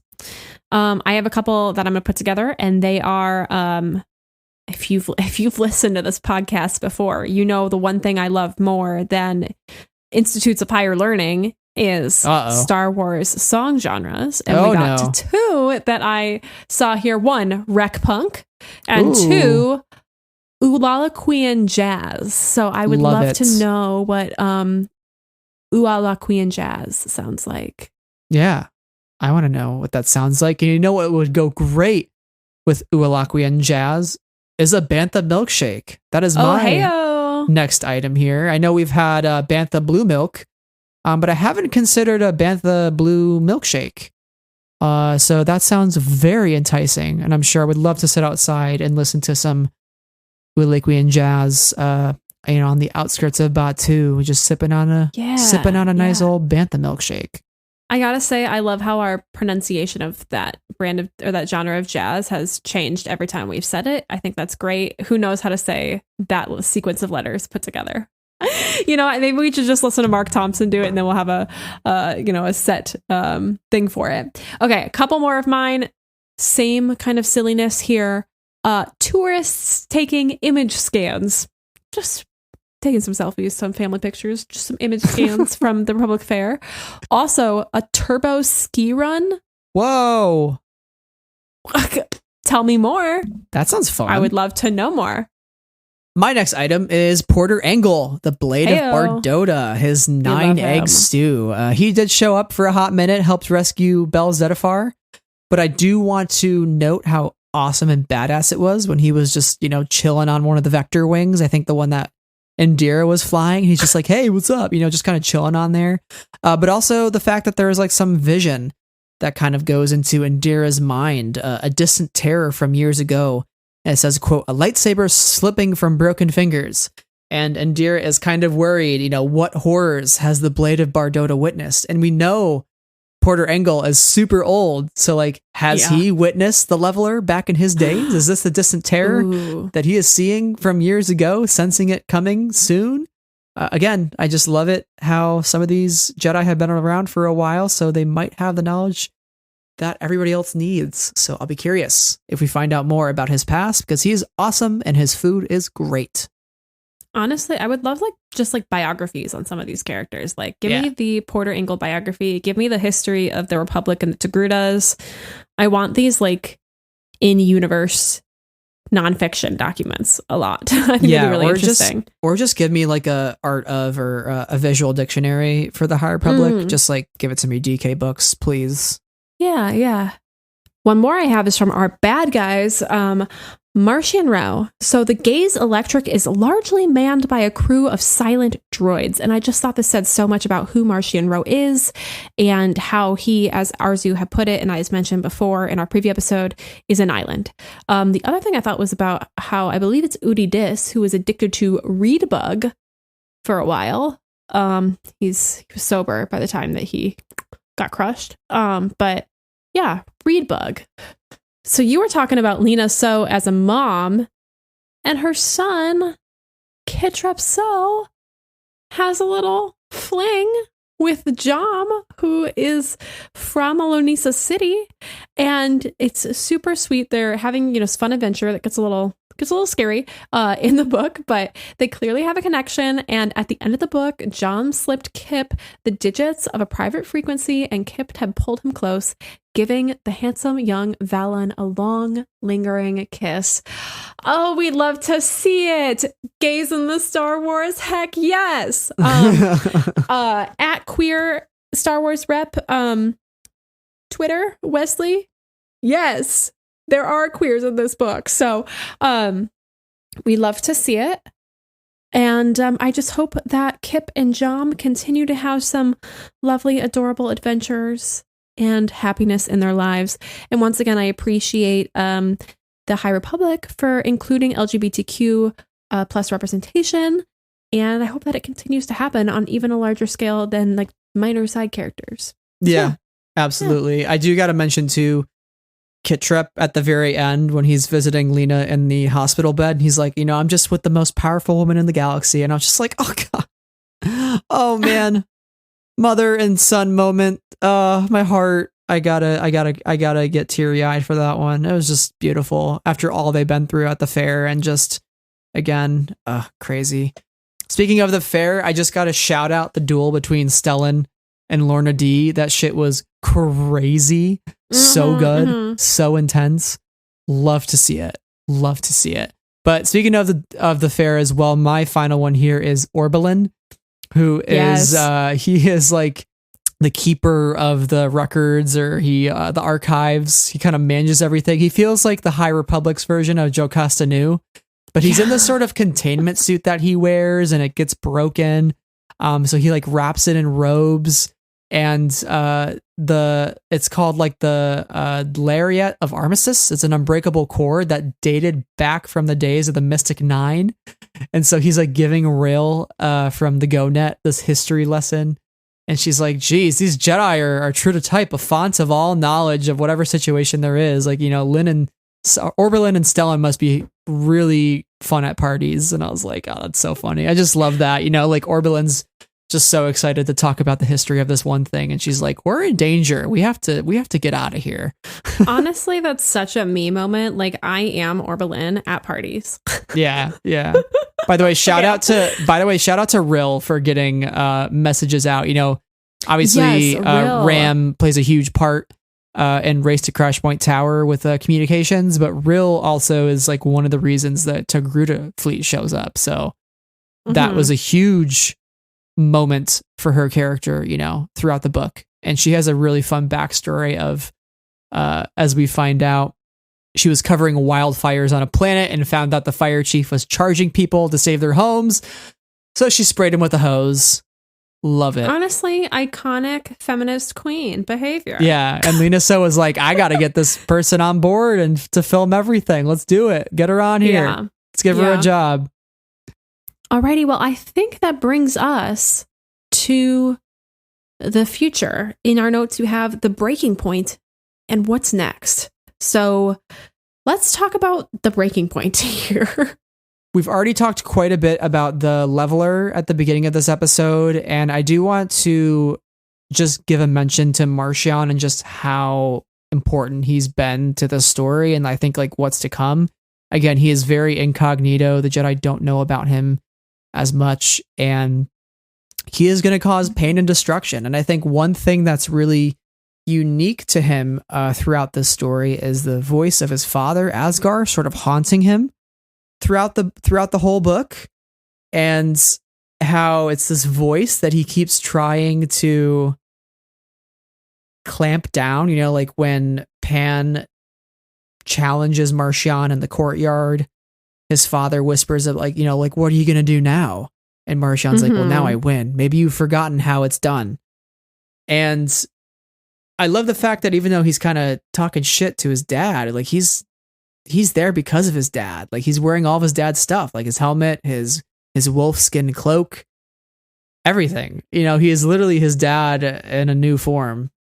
And it's interesting how he's trying to kill this voice from his past and silence it forever. And how his father, towards the end of the book with the leveler, is quite literally begging him, you don't know what you're about to do. Don't do this. It will be the end of you. Like you're weak and the Jedi are unstoppable. They're indomitable. What I find so interesting about this voice of his father is that we don't truly know whether it's coming from beyond, whether it's coming from his father in the Force, beyond life somehow, or if it's a manifestation of his own relationship with his father, or if it's something completely different, like self-loathing manifesting as the voice of his father. And that's what makes this whole thing so compelling. And yeah, he lives in the shadow of his dad. He has everything he owns because of his dad, but I think he feels kind of inadequate, or he feels like he can get out from under the shadow of him and he can't. And so I think that paints him as a really interesting figure and also a really unstable figure as he's dealing with this. And I know we haven't focused a lot on the specifics of Ro today, and you probably can find that on some of our friends' podcasts around the Star Wars community who are self-proclaimed Marcion hoes. I would imagine that Arzu and Hope are going to be talking about anything and everything Marcion Ro, but I'm glad we're talking about this a little bit because yike-a-doodles, yeah, if I may. And the fact too that the purple glowy thing that we were worried about at the end of Light of the Jedi is indeed one of the tools that is used to put together the leveler. Yeah. It's the tool that he gets from his father's artifacts. And then the second is from the Carver Shark ruins. See Race to Crash Point Tower / the High Republic Adventures for more about the Carver Shark ruins and kind of what that's all about. But essentially there's two components to the leveler: to control it, to wield it, to use it and bend it to your will. And he's got both of those now. But do you think if that tool falls into other people's hands, like is this thing going to answer to Marcion simply because he's Marcion, or is it whoever holds that artifact and the staff that he wields? Like is that kind of the key? That's a great point. I have no idea. All those who have power fear to lose it, as Palpatine said. Oh boy. So interesting. You know, I think as much as he is now in a position of power, and you know, even though the Nihil are broken by the end of this book, and by the way, there are some crazy shenanigans that happen with the Nihil. A lot of just division, babies. Yeah, like Marcion, he gives Pan his helmet and just fries him and destroys his helmet in the process. And it's kind of badass. Then he injects him later on again with a needle. He also steps on Udidis. Yeah, like stomp and kills Kufa. He's killing a lot of people in this book. Like he is taking no prisoners. I'm a little except concerned. For Loden Greatstorm, who he later kills. Right. So, yikes. But yeah, the Nihil are fascinating because of just that. You know, you think Marcion is going to lose several points throughout this book, but somehow he weasels his way into winning and coming out on top again. Yeah. That's just the power of Ro. I love him. The power of the Ro. It's the mask. It's the gray skin. It's the sex appeal, you know? Oh boy, oh boy. You can keep that in. You know what? I'll own that. I will allow it. All right. But you know, I'm curious though. Final thought on the Rose is I'm curious to see like what that family's history is with the Jedi. We probably talked about this a couple of times, but there seems to be something there. If like his dad once held this ancient artifact to call the leveler, like I'm sure it's been used at some point, and I'm sure Asgar was kind of on the mindset of like, oh my god, this thing is horrible, we can never use it again. And that's partially why maybe Martian decided to kill him. You know, he talked about how he has the vision and how he remembers killing his father, and how his father's begging him on the floor, like, help me, Martian, please. And he kicks him once, and then the second kick dislocates his jaw, and then it fractures his cheek, and then the third kick kills him, and then the fourth kick, and the fifth kick, and the sixth kick is just for fun. And all he remembers his father being is a battered slab of meat. That's brutal. Yeah. I mean, like, people talk about Kylo Ren killing Han Solo was like brutal. This is like horrible. This is some dark shit. And Martian, I think, I wouldn't say he's past the point of redeemability, but he is doing some bad shit. He's definitely doing some bad shit.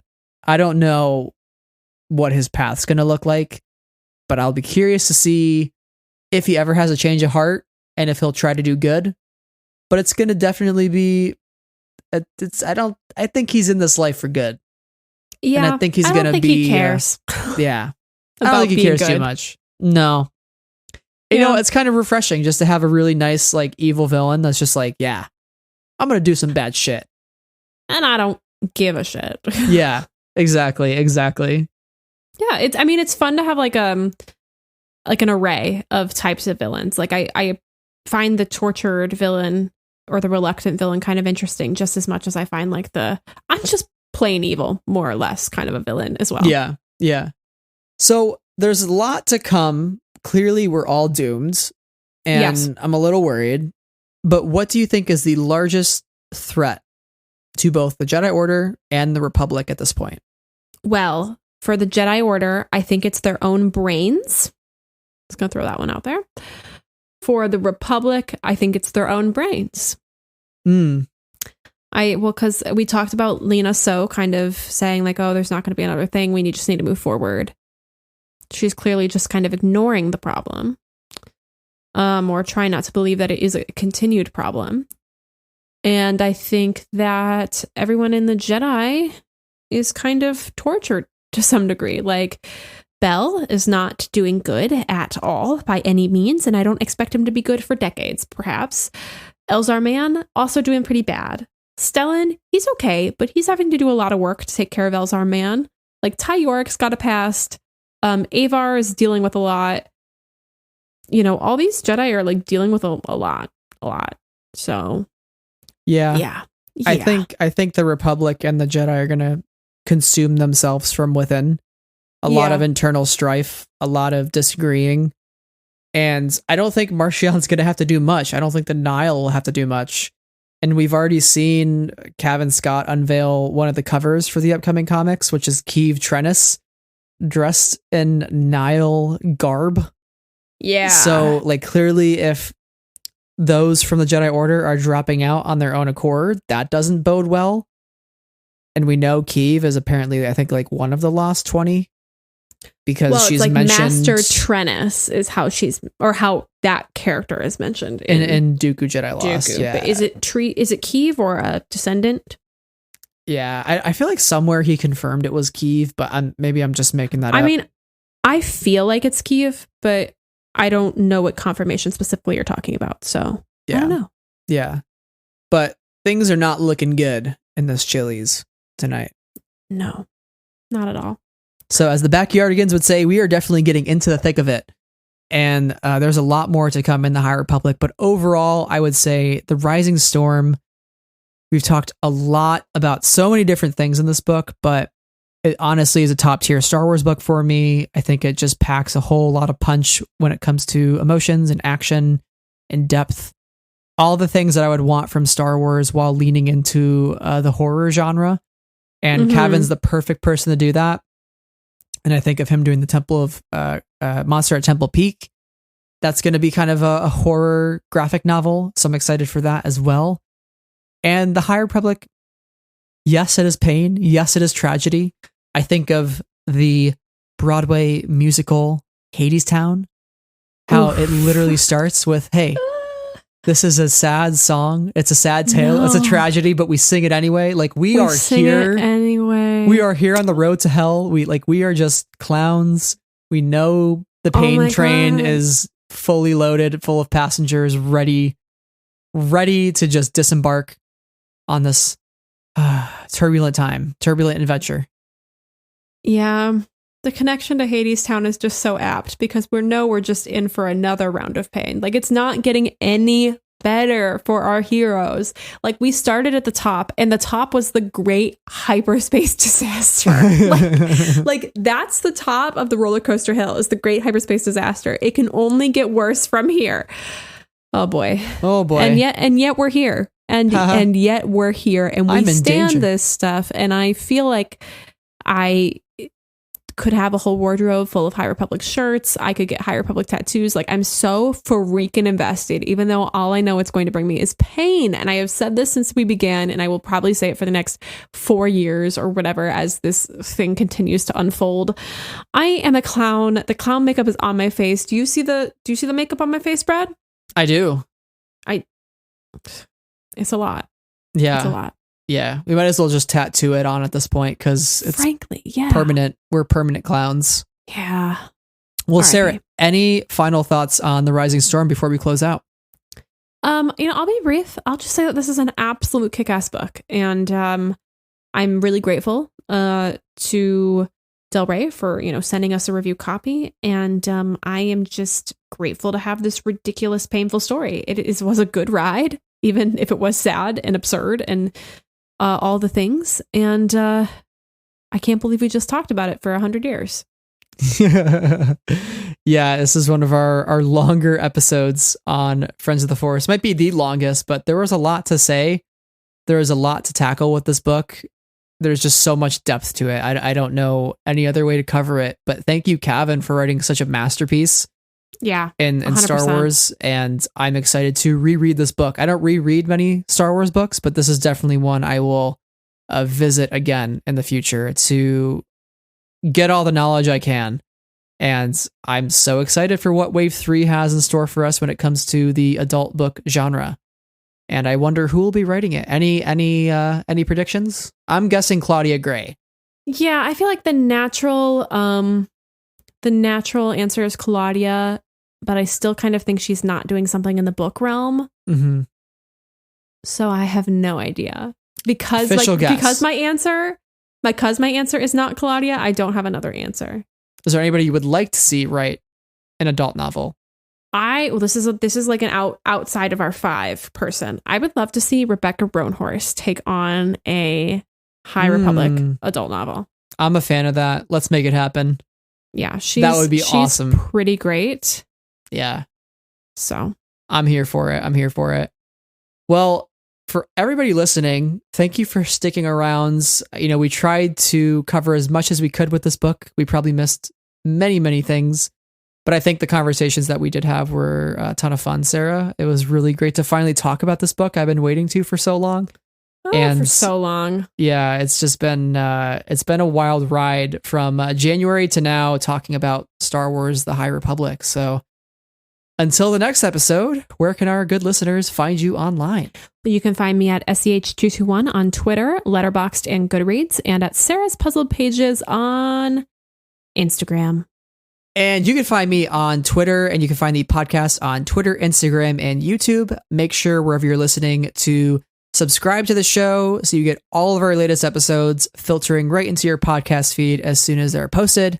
And if you'd be so kind, please leave a 5-star written review and let us know what you like about the show. And it helps other people find the podcast and join the Star Wars discussion. We also have a Patreon account. Tiers start at just $1 a month if you feel so inclined. And you get access to a special Discord channel as well as some extra episodes, including our comic reviews the Force Pull list, which we've been talking about, Star Wars, the High Republic Adventures series. And a huge shout out and thank you to our patrons, Adam, Amy, Anna, Brian with an I, Brian with a Y, Cheryl, Deborah, Donnie, Elegy, Jesse, Knights of Ren, Huang, Levi, Lindsay, Lucy, Marie Claire, Neil, Rachel, Sarah, Saber Bouquet, Sky Talkers, T, and our newest patron, Travis. Travis, thank you so much for joining our Patreon, and thank you all. Thank you all for listening. Thank you to all of our patrons. As Sarah said, it is just so wonderful to have this community, especially at a time like this with so many new High Republic stories on the horizon. So once again, thank you all for listening. And until next time, may the Force be with you always.